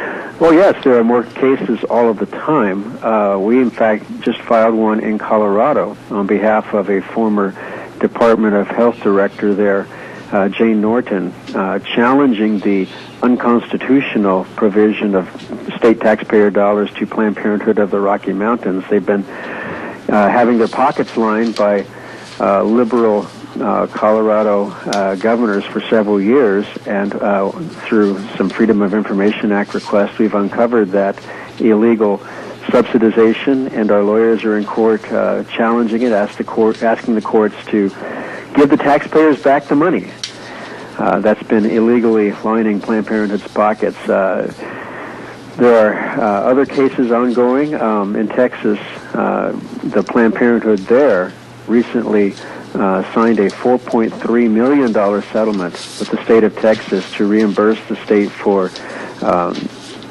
taxpayer dollars that were illegally obtained through Medicaid there. So there are a lot of things going on that front. The U.S. House continues to investigate Planned Parenthood and its affiliates for fraud, waste, and abuse. And with the state legislative sessions starting up once again this month and going over the next month, we expect a lot of activity in the states to defund Planned Parenthood and expose them. You know, over last year there were over 200 new pro-life laws passed by the states, more than at any time in history. So the tide is on our side, and we expect that tide to continue washing abortion mills and abortionists out of our country. Absolutely. Stephen, if they want more information about following these stories or other stories with the Alliance Defending Freedom, we have a caller first. Go ahead, caller, with your question. Go ahead, please. Yes, good morning, Zeb, and your guest. Do you feel that under the Obama administration, the Supreme Court is becoming a paper tiger? I think that's a good question. Stephen, go ahead and answer, please. Well, thank you for calling and for your interest. No, not yet. The reason is because this administration has appointed 2 liberal justices, very liberal justices, but they replaced 2 liberal justices, so the balance on the court has not changed.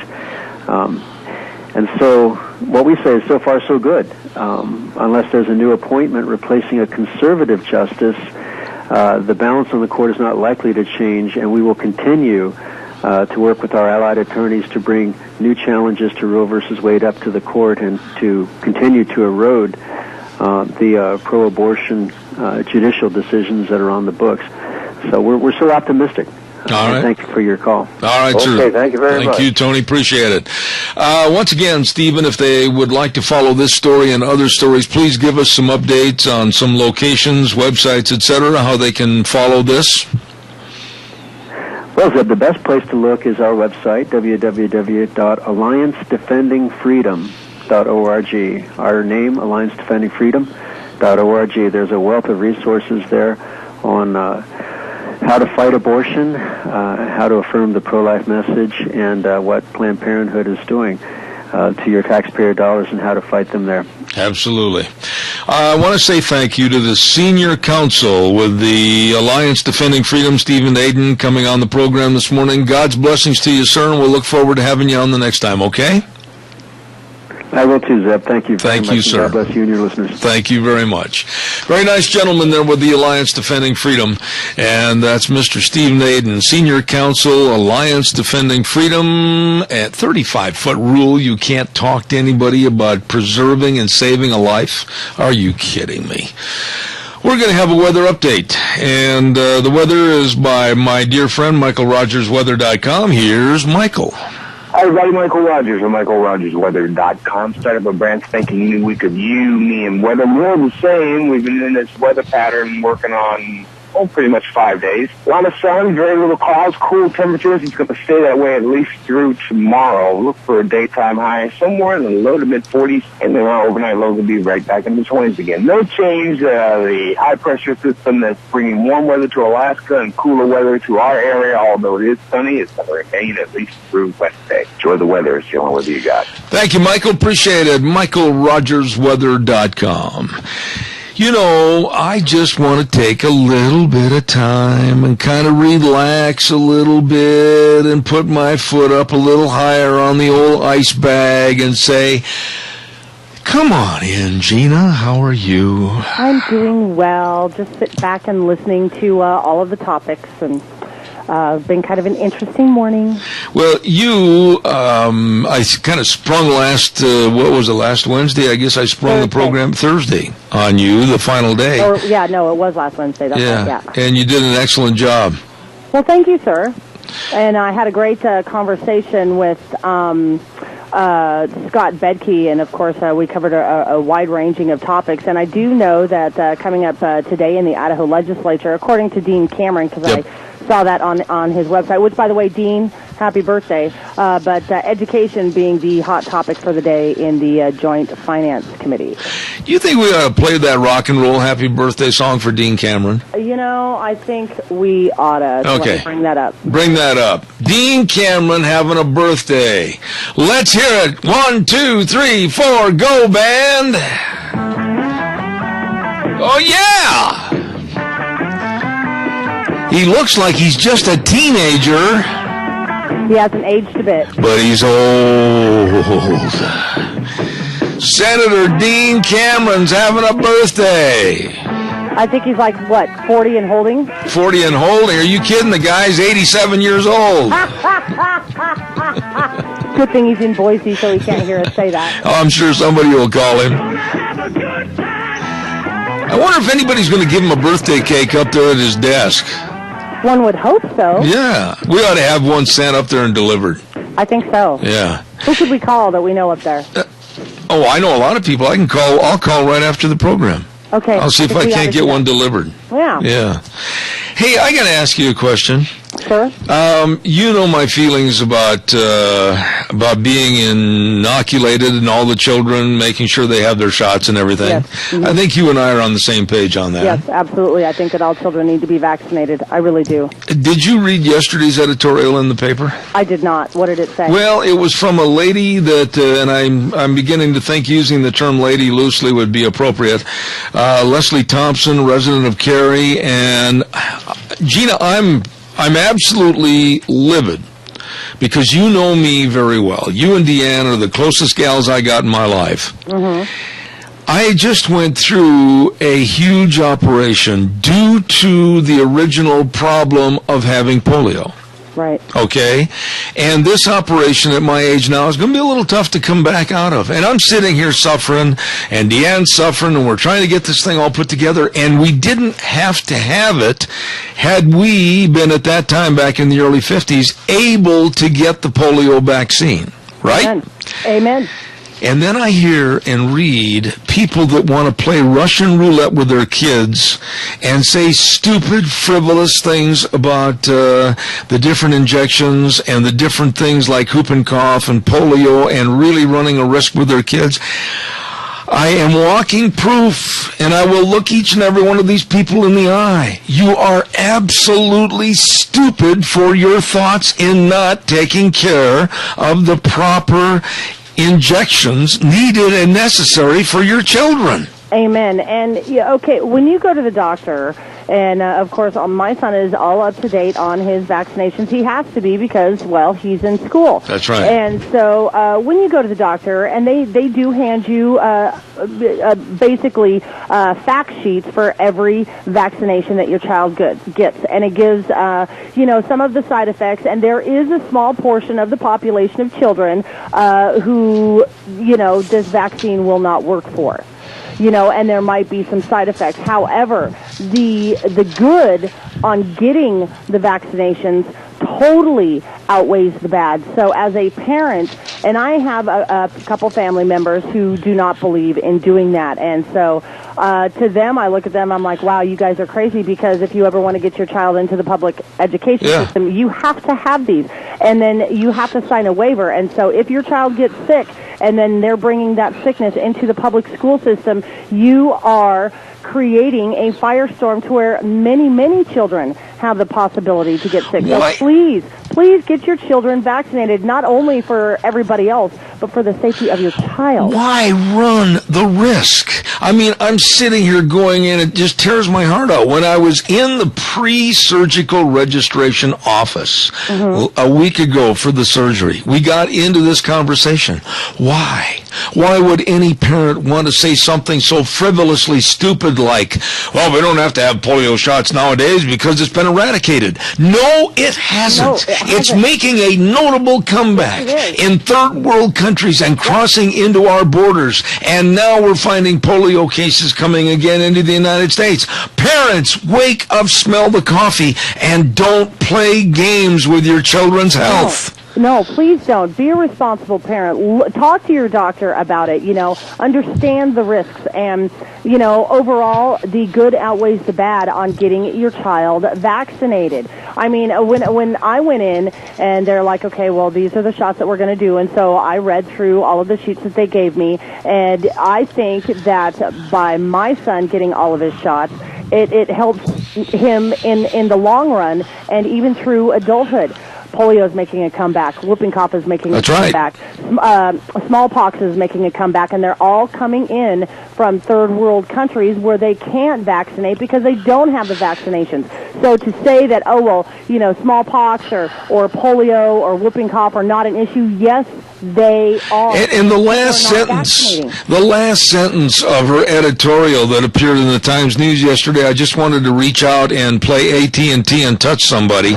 It was absolutely ridiculous. She said, quote, and she's talking about the Times News in the editorial that they had written prior to her. She said, "You sound like you're trying to get everyone to put on tinfoil hats, drink your Kool-Aid, and shoot up some vaccinations, making light of a entirely serious situation of which I know more about than anybody else. Honestly, I do. And then for this woman to say that they would play Russian roulette with their kids, what kind of a parent would do that type of thing?" I have no idea, but I can tell you what, the power of prayer is powerful. However, it will not cure polio. It will not cure smallpox. It will not cure the whooping cough. It won't. Get your child vaccinated, period. I think personally, I think the law should be, okay, little Johnny and Susie, you're not vaccinated. You do not set foot in the school. Mom and Dad, you have to follow all the homeschooling methods. Yeah. Your children are not going to be allowed. You will not be allowed to take place or in part of any school activities, be it any extracurricular activities, no sports, no anything.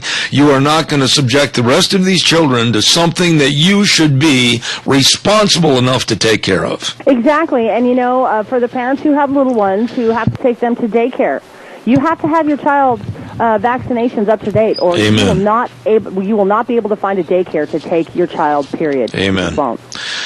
It's just one of those lightning rods that when I read this, I've been there and done that, folks. I don't need somebody that has no knowledge on this situation writing an editorial and acting and sounding and really professing their buffoonery because they don't know the facts. Yeah, I mean, if you're truly going to be on the stance of, okay, I really don't want my children vaccinated, then you better be doing your research and your homework as to the statistics of what each disease is coming into the United States, where it is, what the population is, and make sure that you have all of your T's crossed and your I's dotted, because your child is eventually, they're going to have to get these at some point in time.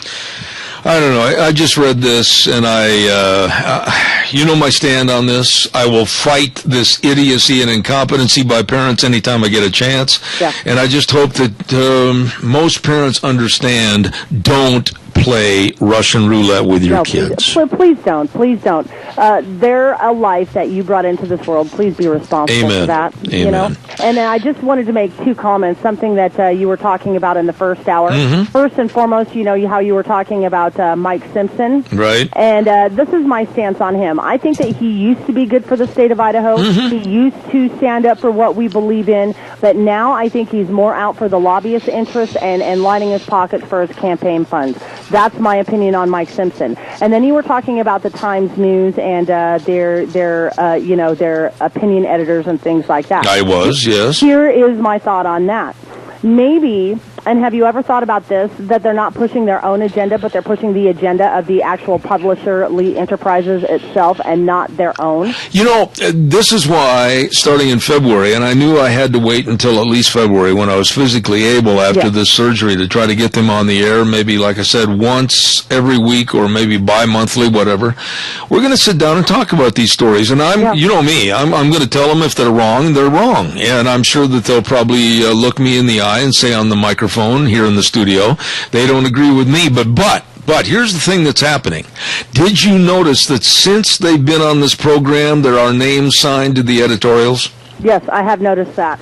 And this is one thing that I will say with the editorials. If you're going to air one spin, then you better be able and be fair to air the other spin. You can't just take one side, i.e. the liberals, all the time, because there's a very, very, very large population here that is very conservative. And so you have to have both sides represent, be fair, be true to the journalism itself, and represent both sides. And you've got a phone call. Okay, quick call, and then I've got to do a commercial. Fast caller, go ahead, please. Yes, sir. On the editorial board, I know that lady, Amber Agar, appealed for people to sign up to be that. Now, I gave her a call. I don't know if I ever would have got on, but I should just, this may sound like a cop-out, but I just didn't figure I had the time to drive to Twin and be involved. Now, and I thought there was probably other people that were more qualified than me, but who decides who's qualified? But did anybody else decide to try to be that was a conservative, get on that board and maybe sway things a little? And then also Simpson, if you go to Brian Smith for Congress.com, you can learn about Brian Smith and what a great congressman he will be. Thanks. All right, Randy, I appreciate your call. As a matter of fact, going back to the Times News and his statement, we had them on the air. We had the owner, we had the main editor, we had a lot of the people involved. And the general consensus was that after the program, we will try to have, like I said, a segment on our program so that we'll sit down and talk about a respective story or a couple of stories that I take offense or a different opinion as to why they wrote the story the way they did or even why they wrote the story. And so we're going to start that hopefully in February, so stay tuned. Don't forget Let's Ride. Highway 24 between Rupert and Burley. My goodness, that is where the fun is sold. They've got all your snow machines. Yep, there's still plenty of time to get up on the hills and enjoy all the snow. They've got all the ATVs for 2014. They've got all the accessories, everything you might need. They've got a great parts and service department waiting right now, as a matter of fact, to serve you. So get over there and see them today. Highway 24 between Rupert and Burley. It's Let's Ride, where the fun is sold. You stop over and see them today. Caller, I've got 1 minute, real fast. Yeah, Zeb, I'd like to see some of them editorials be people from Idaho instead of Kentucky, New York, California, or some other state. You know, they say they come to Idaho to see the wolves. You know darn well they didn't see any wolves in Idaho if they came here. I've been here 72 years, and I've been all over our mountains, and I've seen 3 of them in my lifetime. Well, Jerry, wait a minute. In fairness, that was not an editorial. It was a letter to the editor from Private People Back East. There's a big difference there, Jerry. I understand that. Yeah, there's a big and them difference. Letters bother me. Well, they did me too. They're always from out of state, and you know, people that just sound like complete idiots writing a letter in because they're biased for wolves or for animals. I like animals too, but I like all the animals, and I don't like one dominating all the others. There you go. I got to run to the news. I appreciate your call. I agree with you. Thanks, Jerry. God bless you. Have a good day, my friend. Thanks. You bet. You have a wonderful day, and may the Lord bless. He already has. Thank you, sir. Appreciate it. We'll be back in 6. Don't go away.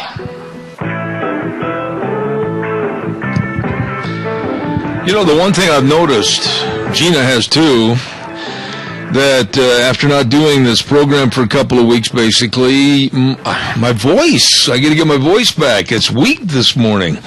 And good morning, welcome back. I'm Zeb Bell, Zeb at the Ranch, and we've got a whole bunch of things we're very happy about. Number one is that your Magic Valley Les Schwab Tire Centers are our major sponsor. We thank them very much for all their help.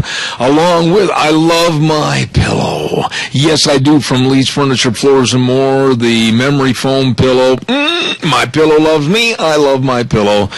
Oh, feels good to get a good night's sleep. And, of course, our friends at Western Waste Services, always at your disposal. Get on the route service today. Call Kelly and the crew at 734-6969. Absolutely great, folks. Before we get our guest on the phone, I want to talk to you a little bit about the Chadwick Sports Grill. Have you been there? Well, you'd better stop in and eat a meal today. They're going to have a half bacon, lettuce, and tomato sandwich with fries or tots, super salad for just $5.99. Where are they located? Well, get your GPS located to set it up for 139 West Main in Burley. They are wonderful people serving wonderful meals, great atmosphere. What more could you ask for? The Chadwick Sports Grill in Burley. You stop in and see those good folks today. Okay? Well, let's right now go to the phone line, and we're going to be visiting to one of the young voices at the Cato Institute, and we're going to say good morning to Matt LaCourt. Pardon me, I said his name wrong. Good morning, Matt. How are you? I'm great, Zeb. How are you doing? Well, it's nice to have you on the telephone with us. Give us a little background about yourself, Matt. What do you do currently? I mean, what are your interests? What are you trying to get into? Tell us a little bit about Matt LaCourt. Sure. Well, first, I want to say thank you for the opportunity for doing this. This should be fun. But yeah, my name is Matthew LaCourt. I am 21 years old, and I'm a student at Hofstra University in Long Island, New York. As you said, I'm a Young Voices advocate, and I'm a member of the North American Executive Board at Students for Liberty, which is an international pro-liberty student-run organization. I'm interested in politics, economics, all that fun stuff, and really the future of this country. Matt, let me ask you this question on behalf of the Cato Institute. How do you go about picking, discerning, or writing about various subjects that all of a sudden seem to pop up and are of great interest to you? How do you pick those? Sure. Well, I should say that I'm only an intern at the Cato Institute, so I do not speak for the Institute itself, and I will only be speaking on my behalf. But, sure. It's an important question for anybody kind of looking into issues of political science or economics, and I think that as a young person, I'm very interested to see on how the world has changed over the past 2 to 3 decades with the advent of the internet and the amazing technological advances that we've seen because of that. And so as someone who did a little bit of traveling this summer, I took a few flights, and I began to get a little more interested in what's going on in the air with air traffic control, the FAA, and different government programs. And so that kind of led me to doing more research regarding air traffic control in the U.S. and abroad. And then just last week, a great new in-depth study from the Hudson Institute came out about air traffic control, really the status of it in America compared to other countries, And I think it was just a fascinating report, and so I chose to really dive into that, learn more about the issue, and then finally write some on it, and then now be joined here with you. Okay, Matt, and if I ask questions that you'd rather not answer on your behalf, go ahead and say no, but I think I'll be generic enough that you can. Sure. When you look at the air traffic safety in this country, on a scale of 1 to 10, are we, 10 being very good, 1 being really rotten, are we ahead or behind most countries today as far as safety and security with air traffic control? Sure. So when this issue is looked at by different experts in the aviation field, the U.S. doesn't have a horrible system, right? But its system is not as good as those countries at the very top. So just before this interview, I actually was perusing some aviation message boards online, looking for some real anecdotal evidence about what people who fly and pilots say about the American air traffic control system. And the words that kept coming up were archaic, ancient, old. So we are behind the times when it comes to the technology that air traffic control systems in other countries use. For example, in 1996, Canada privatized its air traffic control system, and they are, according to most reports that come out, far ahead of us in regards to their use of technology, in their efficiency of their air traffic control, and their overall safety. And safety really is the key of that. But at the same time, air traffic control in the U.S. is 5% of GDP. It's incredibly important for transportation, traveling, economics, business, etc. And I think that there's no reason why a country like the United States, as rich and powerful as we are, should have an air traffic control system that largely is still stuck in the 1960s. And this was the large part of the report, is that we're using a lot of the same technology we used years and years ago.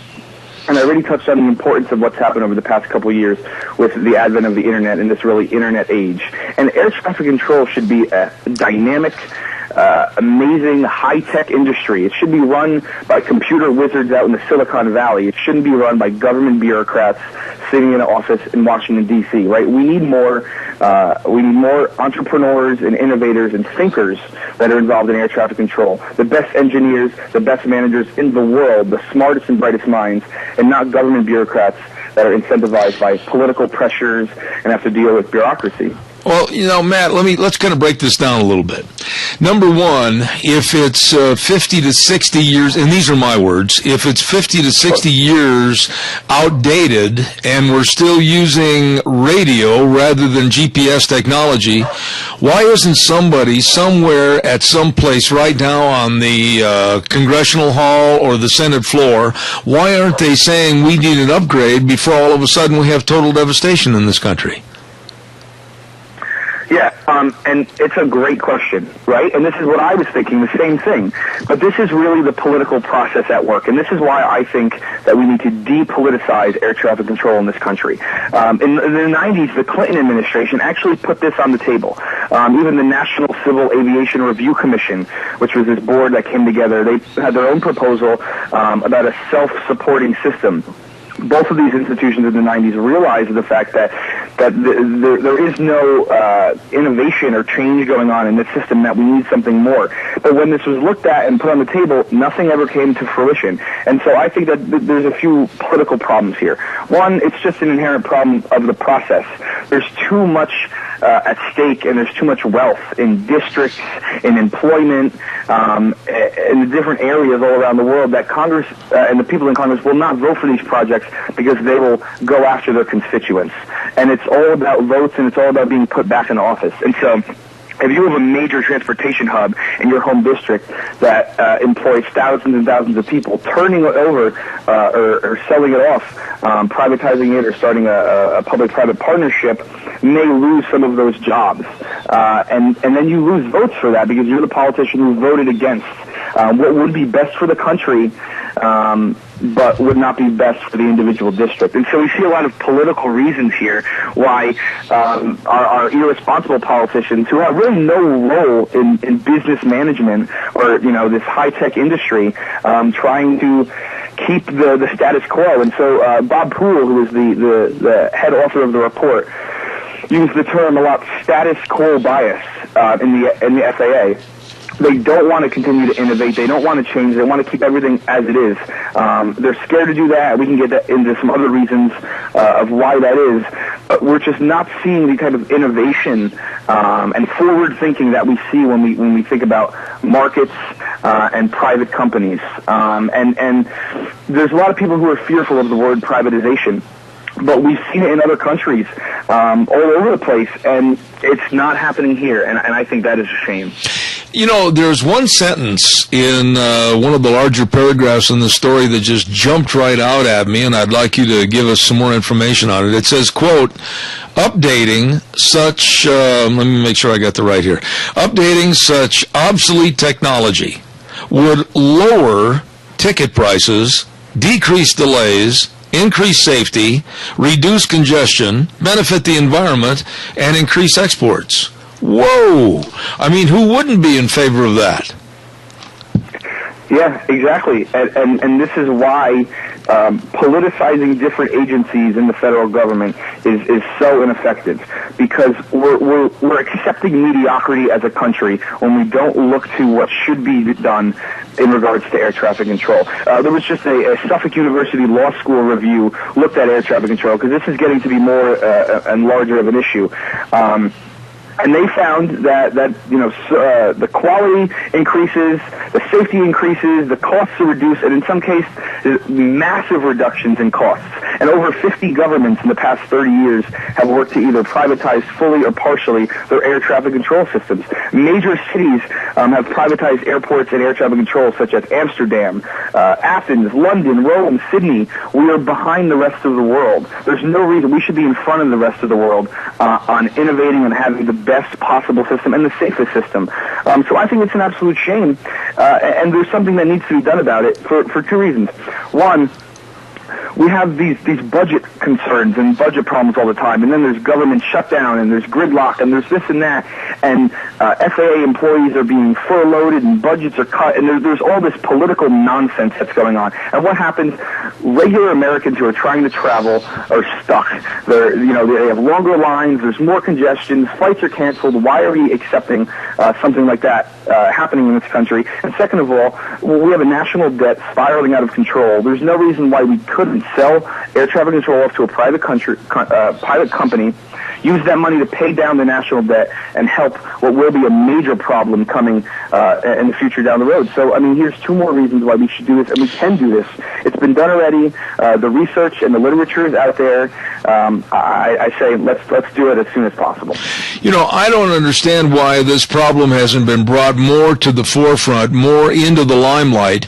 You tell me, Matt, what is it going to take to have this story be the top lead story on ABC, CBS, NBC, Fox, or CNN? What's it going to take to put this story out in front so that people understand how outdated this system is?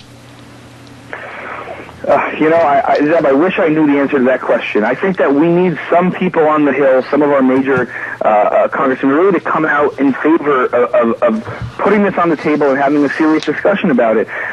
It is completely ineffective, and we haven't even gotten to like the specific examples of things that are wrong.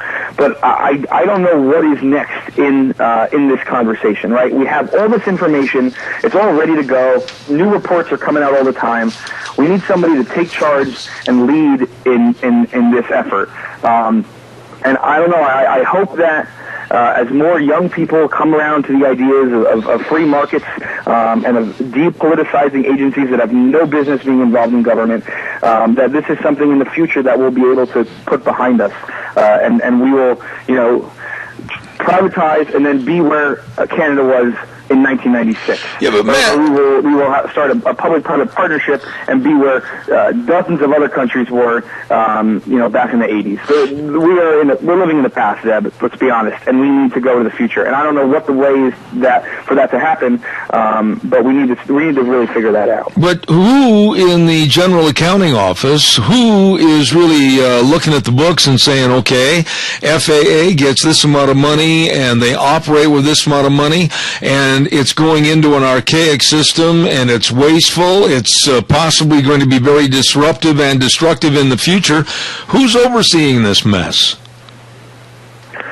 Well, I think that a problem is that the FAA, in the grand scheme of things, doesn't have the largest budget. When we look at programs like National Defense, Social Security, and Medicare that take up such a tremendous amount of our budget, the FAA is kind of thrown to the side and forgotten about. And that's a problem with how big our budget actually has become. That, major programs like this are really just forgotten about. So I think that while there are people looking at this, the numbers are small enough that it just kind of gets through the cracks. So this is one of those departments in the federal government that doesn't get the attention it deserves because it's not as massive as our other pieces of the budget. Matt, if you can hear me, we lost all of a sudden your voice on your cell phone. Are you there? Come back and talk to me again. Yeah, I'm here. Sorry about that. Okay, we had a blank out. Well, let me ask you another question. We're almost out of time. When you look at Canada, and it privatized its system, and other countries, why aren't the pilots and the different companies, whether it's Air France or whether it's any other company, why aren't they putting the pressure on the United States to have a more safe and secure system for their pilots to land here in the United States? Zeb, another good question, and unfortunately, I don't have an answer for you. I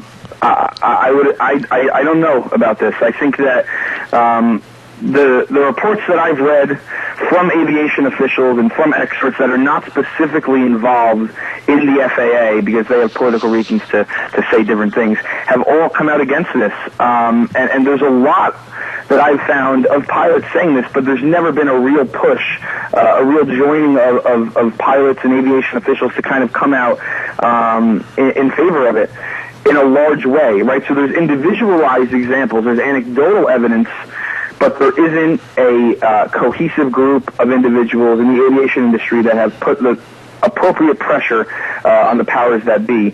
And I hope that with this new report and with other institutions such as Cato and the Reason Foundation and great people like you putting this story on the air, we'll gain some traction, and then hopefully we'll see some success. Well, when you talk about who benefits by keeping an archaic kind of a grandpa and grandma type system that's 50, 60, 70 years behind the times as compared to Canada and other countries, who benefits? Where's the money going? Who's lining their pockets? And my question is, if the American public knew how unsafe, and how sinister this was, they'd all be demanding for change, wouldn't they?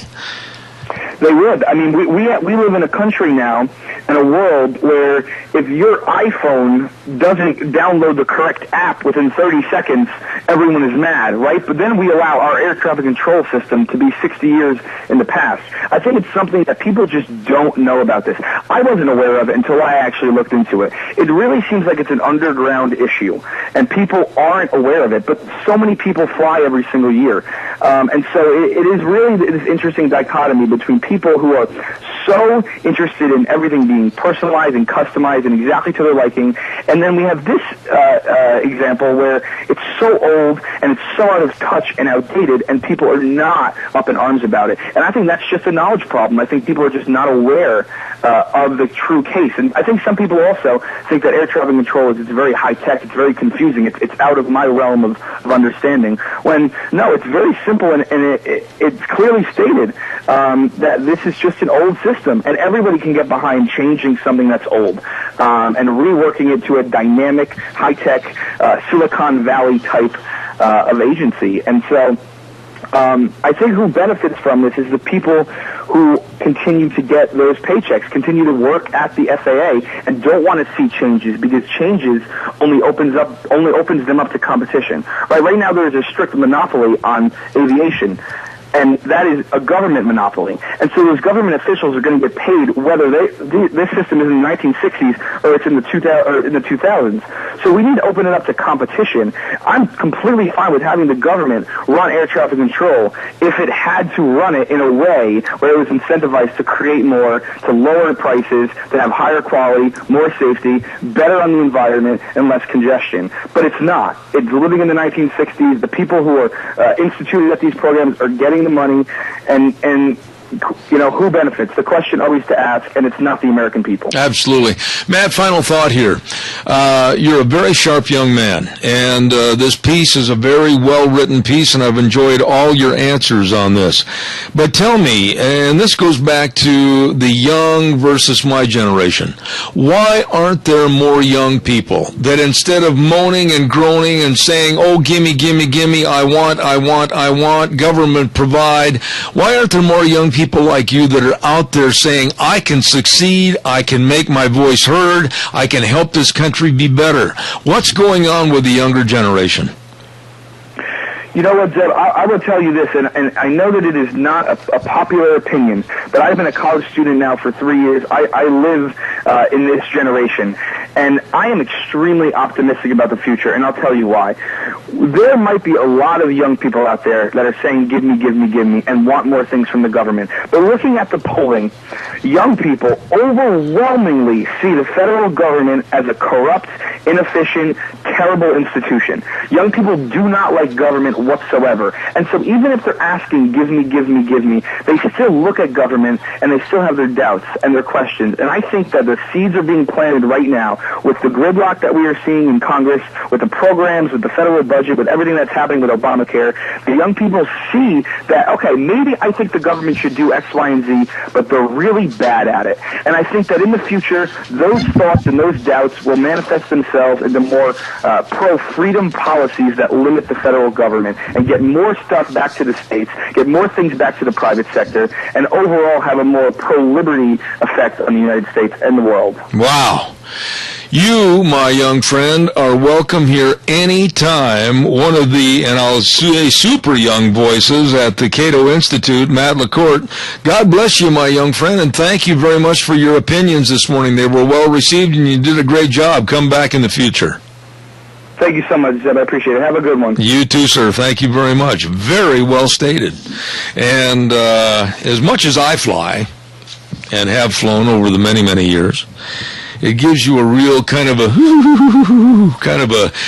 hair raising on the back of your neck attitude about how unsafe and old, antiquated system like ours is and why it's not being changed. Did a good job. I appreciate that, young man. Matt LaCourte. Hey, by the way, every Thursday we have a program on our Zebeth Ranch called School Days in Cassia County. And it's brought to you by two wonderful sponsors, A Child's World at 1308 Overland Avenue in Burley and the Ambulatory Surgery Center at 1344 Highland Avenue in Burley. Oh my, they've got so much going on in A Child's World. If a baby is coming into your family's future, they've got all the cribs and they've got the dressers and they've got the car seats and the high chairs and the strollers and the bouncers and they've got layaway and baby registry. They've got it all for you. They've got it all for you and your little baby at A Child's World, 1308 Overland Avenue in Burley. Really nice folks. And don't forget, too, for over 14 years in the Magic Valley, Ambulatory Surgery Center. Folks have gone to Ambulatory Surgery Center on Highland Drive in Burley to receive outstanding personal medical care and save hundreds of dollars, like cataract and eye surgery, colonoscopies, carpal tunnel hand surgeries, tonsils, ear tubes, all kinds of things, saving you money. Call them at 677-8888. 677-8888. Ambulatory Surgery Center and A Child's World, bringing you School Days in Cassia County. We are going to take a little break for a few minutes and come back with our guest, Representative Clark Kaufman, up at the legislative session. Don't go away. We'll see you back here in about 3 minutes. And now, back to Zeb at the Ranch on AM 1230 KVAR. To reach Zeb, call 436-2244 or toll free 1-866-927-4587. And now, here is Zeb Bell. Okay, we're down the home stretch. And speaking of stretch, Gina, we made it so far so good with a little discomfort, but doing fairly well this morning. Fantabulous, darling. Those wonderful oxycodone. I know. They help. Boy, oh, boy. They help.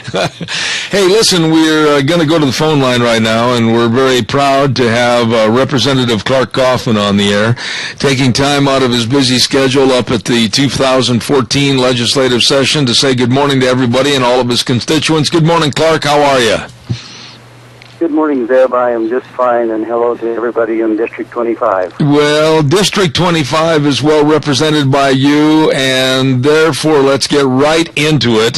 What are the hot buttons that you're working with right now to serve your constituents in this your second year at the legislature? Well, one of them is, of course, education and funding of education. Mm-hmm. We're trying to get back to at least the 2008 levels of funding for operational money for the school districts. Try and keep people from having to pass, or school districts from having to pass supplemental levies just to keep the lights on. So that's a big issue. I've been on the email and the phone this morning with almost all of the 7 school districts in District 25 this morning, talking about a proposed legislation that may be coming to do with a volunteer pilot program on pre-K for children. Mm-hmm. So I've been getting feedback from the school districts on their thoughts on that, and very interesting. When you look at education in general, and let me say this with reservations, and don't think less of me when I say it this way, but when you look at a subject like education and you're at the legislative session and you've got everybody clamoring saying that we need more money for this and we need more money for this and we can't do it without increasing the budget over here, don't you sometimes want to stop and say, wait a minute, throwing money at a situation is not the cure-all, it's not the panacea, it's not the Band-Aid. Maybe we'd better look deeper at what some of the problems really are. Don't you feel like saying that sometimes? Well, I do, and we do. It's never an easy decision, but with the cuts that education has taken, the operational funds, which pays, we're not talking salaries or anything, we're just talking about keeping the lights on. That everybody agrees that money needs to be restored, but in an economic downturn, you just don't have the money to do that. So as soon as the economy builds back and gets stronger, then we want to replace that.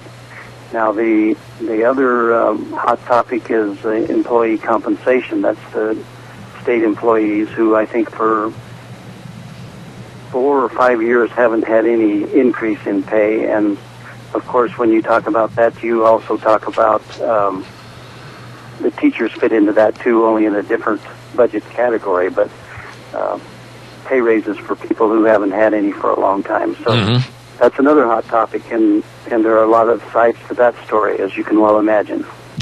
So you're sitting there, and in many respects, every year you go to the legislative session, not just you, but many people that have been there for years and years and years. And when it comes down to push and shove, you're asked to squeeze a lot of dollar bills out of a not-so-bloody turnip, right? That's a good way to put it, yes. As my seatmate Representative Bell has said many times, there will never be enough money, and so allocating that money is the important thing that we do, because we only have so much and you have to allocate it. But kids and keeping employees paid comparable to what they can do in the private sector is very important.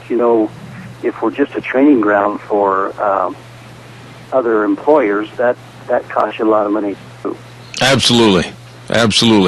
So what's the answer right there as far as your employees' compensation? I mean, do you sit down and are you looking at each group on a separate basis? Are you looking at the pros, the cons, the what about the past, the increases, all of this? I mean, are you making headway on a situation that has to be settled this legislative session? Yes, I believe we are making progress because the Committee on Economic Compensation met this year, first time in 5 years, and it probably should be meeting every year.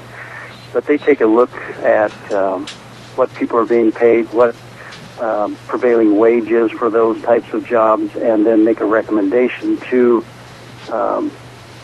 the committees in JFAC about their recommendation. And this year their recommendation was to give state employees a 1% increase and also a 1% boost in bonus also. Mm-hmm. Now, every 1% for state employees equals about right at $5 million. So that gives you something you can kind of hang your hat on as far as what it costs per percent. And if you look at the teachers, the 1% increase in pay equals about $9.3 million. So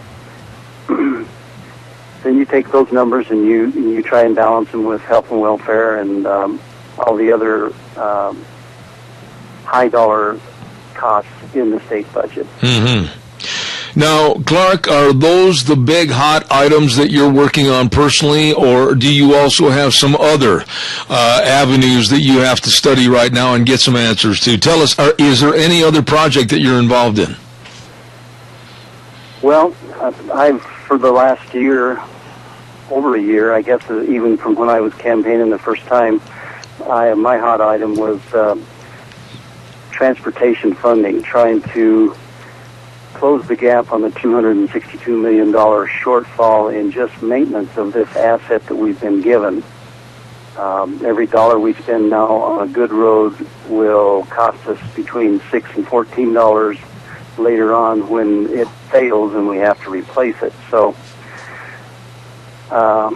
in tight budget years, there's only so much you can do, but I've been beating the drum for let's not be the generation that either is unwilling or unable to find a solution to maintain this infrastructure, because without that we have no commerce, can't get the kids to school. It's just so essential that we find a way to solve this problem. What is the answer, though, Clark? I mean, eventually it's got to fall back onto the taxpayer. It's got to fall back onto the user. It's got to fall back onto the trucking companies, etc. So what's the answer? What are some of the solutions you're looking for? But before you answer that, let me just say this. On a national or a state level, if they're going to go start messing around with the gas tax and they're going to say we want 15 cents a gallon added onto the federal gas tax or we want more to the state tax, then I, as a constituent of yours, am going to look you in the eye and say, okay, then I want a lockbox with the one key, and nobody's going to get in there and steal that money for any other subject than what it was intended for, because I'm not going to keep paying more in road taxes on per gallon basis and have somebody else steal it.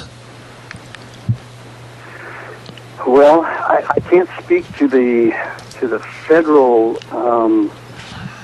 transportation funding. I'm not sure if that's a dedicated fund or not. But the Idaho, the money that comes from gas taxes and registration into the transportation funding formula all goes to through the transportation formula for transportation. It doesn't go anywhere else.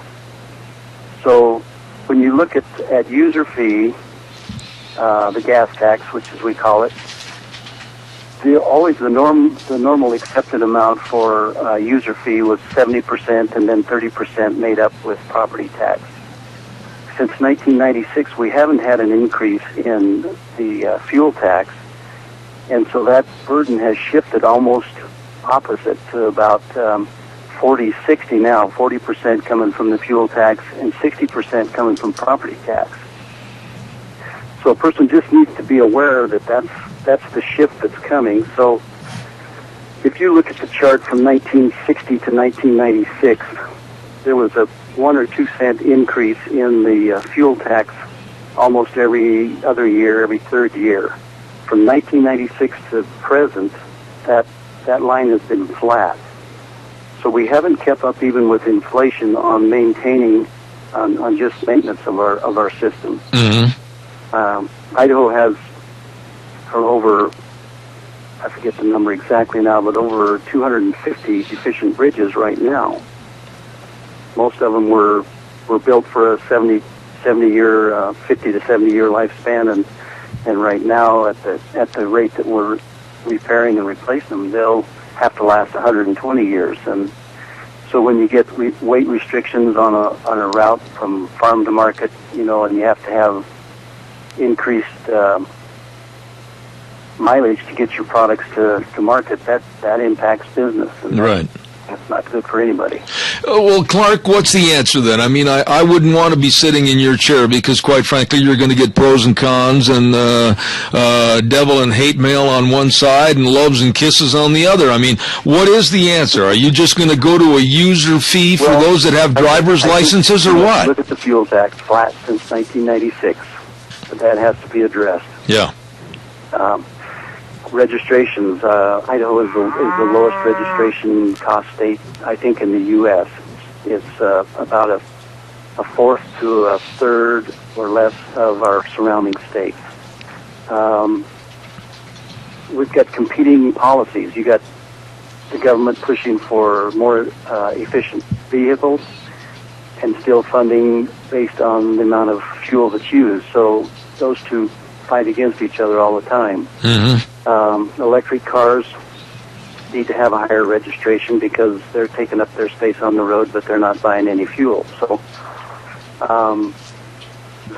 those are some of the things that have been talked about. I have a draft bill right now that I'm holding until we see what happens with some other stuff that would tap in a little bit of the general fund, the sales tax money that goes into the general fund. It would ask for some of that going straight into transportation. I see. Okay. Now so there's lots of different ideas out there, and hopefully we can keep the conversation going long enough to get them sorted out and find one that fits. All right, we've got a caller with a question for you. So go ahead, caller, if you would, please. Yes, Clark. I drive on Highway 30 a lot, and I know Zeb does. He lives on it, and there was a couple bridges that they were rebuilding, completely redone, and it seemed like it took them forever. And I know for a fact that I've watched bridges being rebuilt elsewhere by private companies. Of course, they were all private companies, but where the funding came from is what seems to make the difference on how long it took. Am I making a mistake? And were these those bridges on Highway 30, were they Davis-Bacon wages? And was the funding from the stimulus? And why did it take them so long? And I'll hang up. That's a good question. Clark, go ahead and answer that, would you please? I can't say to whether or not they why it took them so long. They are on the state system, so I'm assuming that they were federal bridge funds, which carries a higher level of regulation and rules. They may have been Davis-Bacon. I can't answer that for sure either, but I could find out. I know that anytime we use federal money on any road project, whether it be local or state, there are different rules that apply. That's just the world we live in.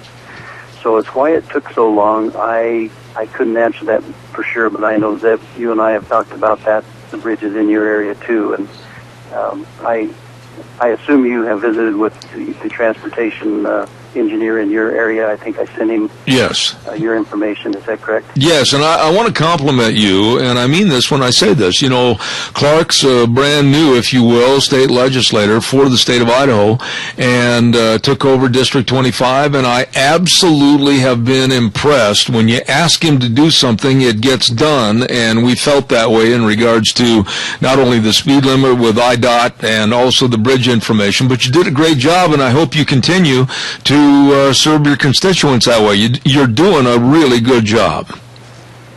Well, thank you. That's why I'm here. I've only got a short matter of time left. Is there anything else that you'd like to tell your constituents this morning that they need to know, Clark? And I'll get you back on in the next couple of days, but I thought I'd better call you this morning to find out exactly what some of the hot issues are. Well, I appreciate that. And my committees are rev and tax. That's my everyday committee. And then every other day it's transportation and then business. And anybody that's interested in any issues, you can go to legislature.idaho.gov and follow the links there. And all the committee rooms are audio streamed, and some of them are video streamed, and the floor is video streamed. So if you have an issue that you want to watch, go to that website and follow along, and by all means get in touch with me and let me know what you think, what your thoughts are, and if you have questions, that's why I'm here. All right. Time. Representative Clark Kaufman is doing a tremendous job. God bless you, man. Thanks for coming on our program, and I'll be in touch with you, and we'll have you on a kind of a regular basis, okay? Sounds good, Zeb. I hope you get to feeling better. Oh, thanks, Clark. I appreciate it. God bless. He's doing a really good job as a legislator, and I'm impressed with him. And thank you very much for all of his attitude and actions. Hey, it's time for a weather update. Here comes Michael Rogers Weather. Hi, everybody. Michael Rogers from MichaelRogersWeather.com. Start up a brand spanking new week of you, me, and weather. More of the same. We've been in this weather pattern working on pretty much 5 days. A lot of sun, very little clouds, cool temperatures. It's going to stay that way at least through tomorrow. Look for a daytime high somewhere in the low to mid-40s, and then our overnight lows will be right back in the 20s again. No change. The high-pressure system that's bringing warm weather to Alaska and cooler weather to our area, although it is sunny, it's going to remain at least through Wednesday. Enjoy the weather. It's the only weather you got. Thank you, Michael. Appreciate the weather forecast. And by the way, too, I know some other people you'll appreciate, and that's our friends with your Magic Valley Les Schwab Tire Centers. Man, they're busy. You'd better check out all the tread designs for all the different tires, for all the different kind of driving, whether it's your SUV, your light truck, or your cars. You better check out the tires that are pinned for studs. You better check out all the snow chains. You better check out the snow wheels, the batteries, and the best doggone brake value. They've got a brake service second to none. Unbelievably good. Stop in. They will take care of you. Stop in and see our friends at Lane at Rupert, Dave on Blue Lakes and Twin, Mike and Buell, Mike and Jerome, the Twist family in Paul, John on Poline in Twin Falls, and a man that's walking 20 feet off the ground right now, Randy, the old Seahawk fan on Overland in Burley, your Magic Valley, Les Schwab Tire Centers. Hey, happy anniversaries go out today, celebrating their 13th anniversary. I know these two very well. My daughter Toby, her husband Nick, happy anniversary, number 13. Gina, are you right there? Yeah. I have a huge favor, and I think you know what it is. What's that? Would it be possible for you to just basically fill in a couple of good old Toby Keith American songs, and I'm going to take this knee and I'm going to stick it in a bag of ice, if you don't mind? You got it. I got you covered. And God bless you for all you do. This is the world's greatest board op and engineer. Thank her so much. And until tomorrow morning at about 8:06, we'll ride the horse for 3 more hours. Zeb at the Ranch right here on K-Bar, 12:30 a.m. and streaming live on the net, Zeb at the Ranch. Hey, we'll see you later, ZebBell.com. Take care. Have a good day.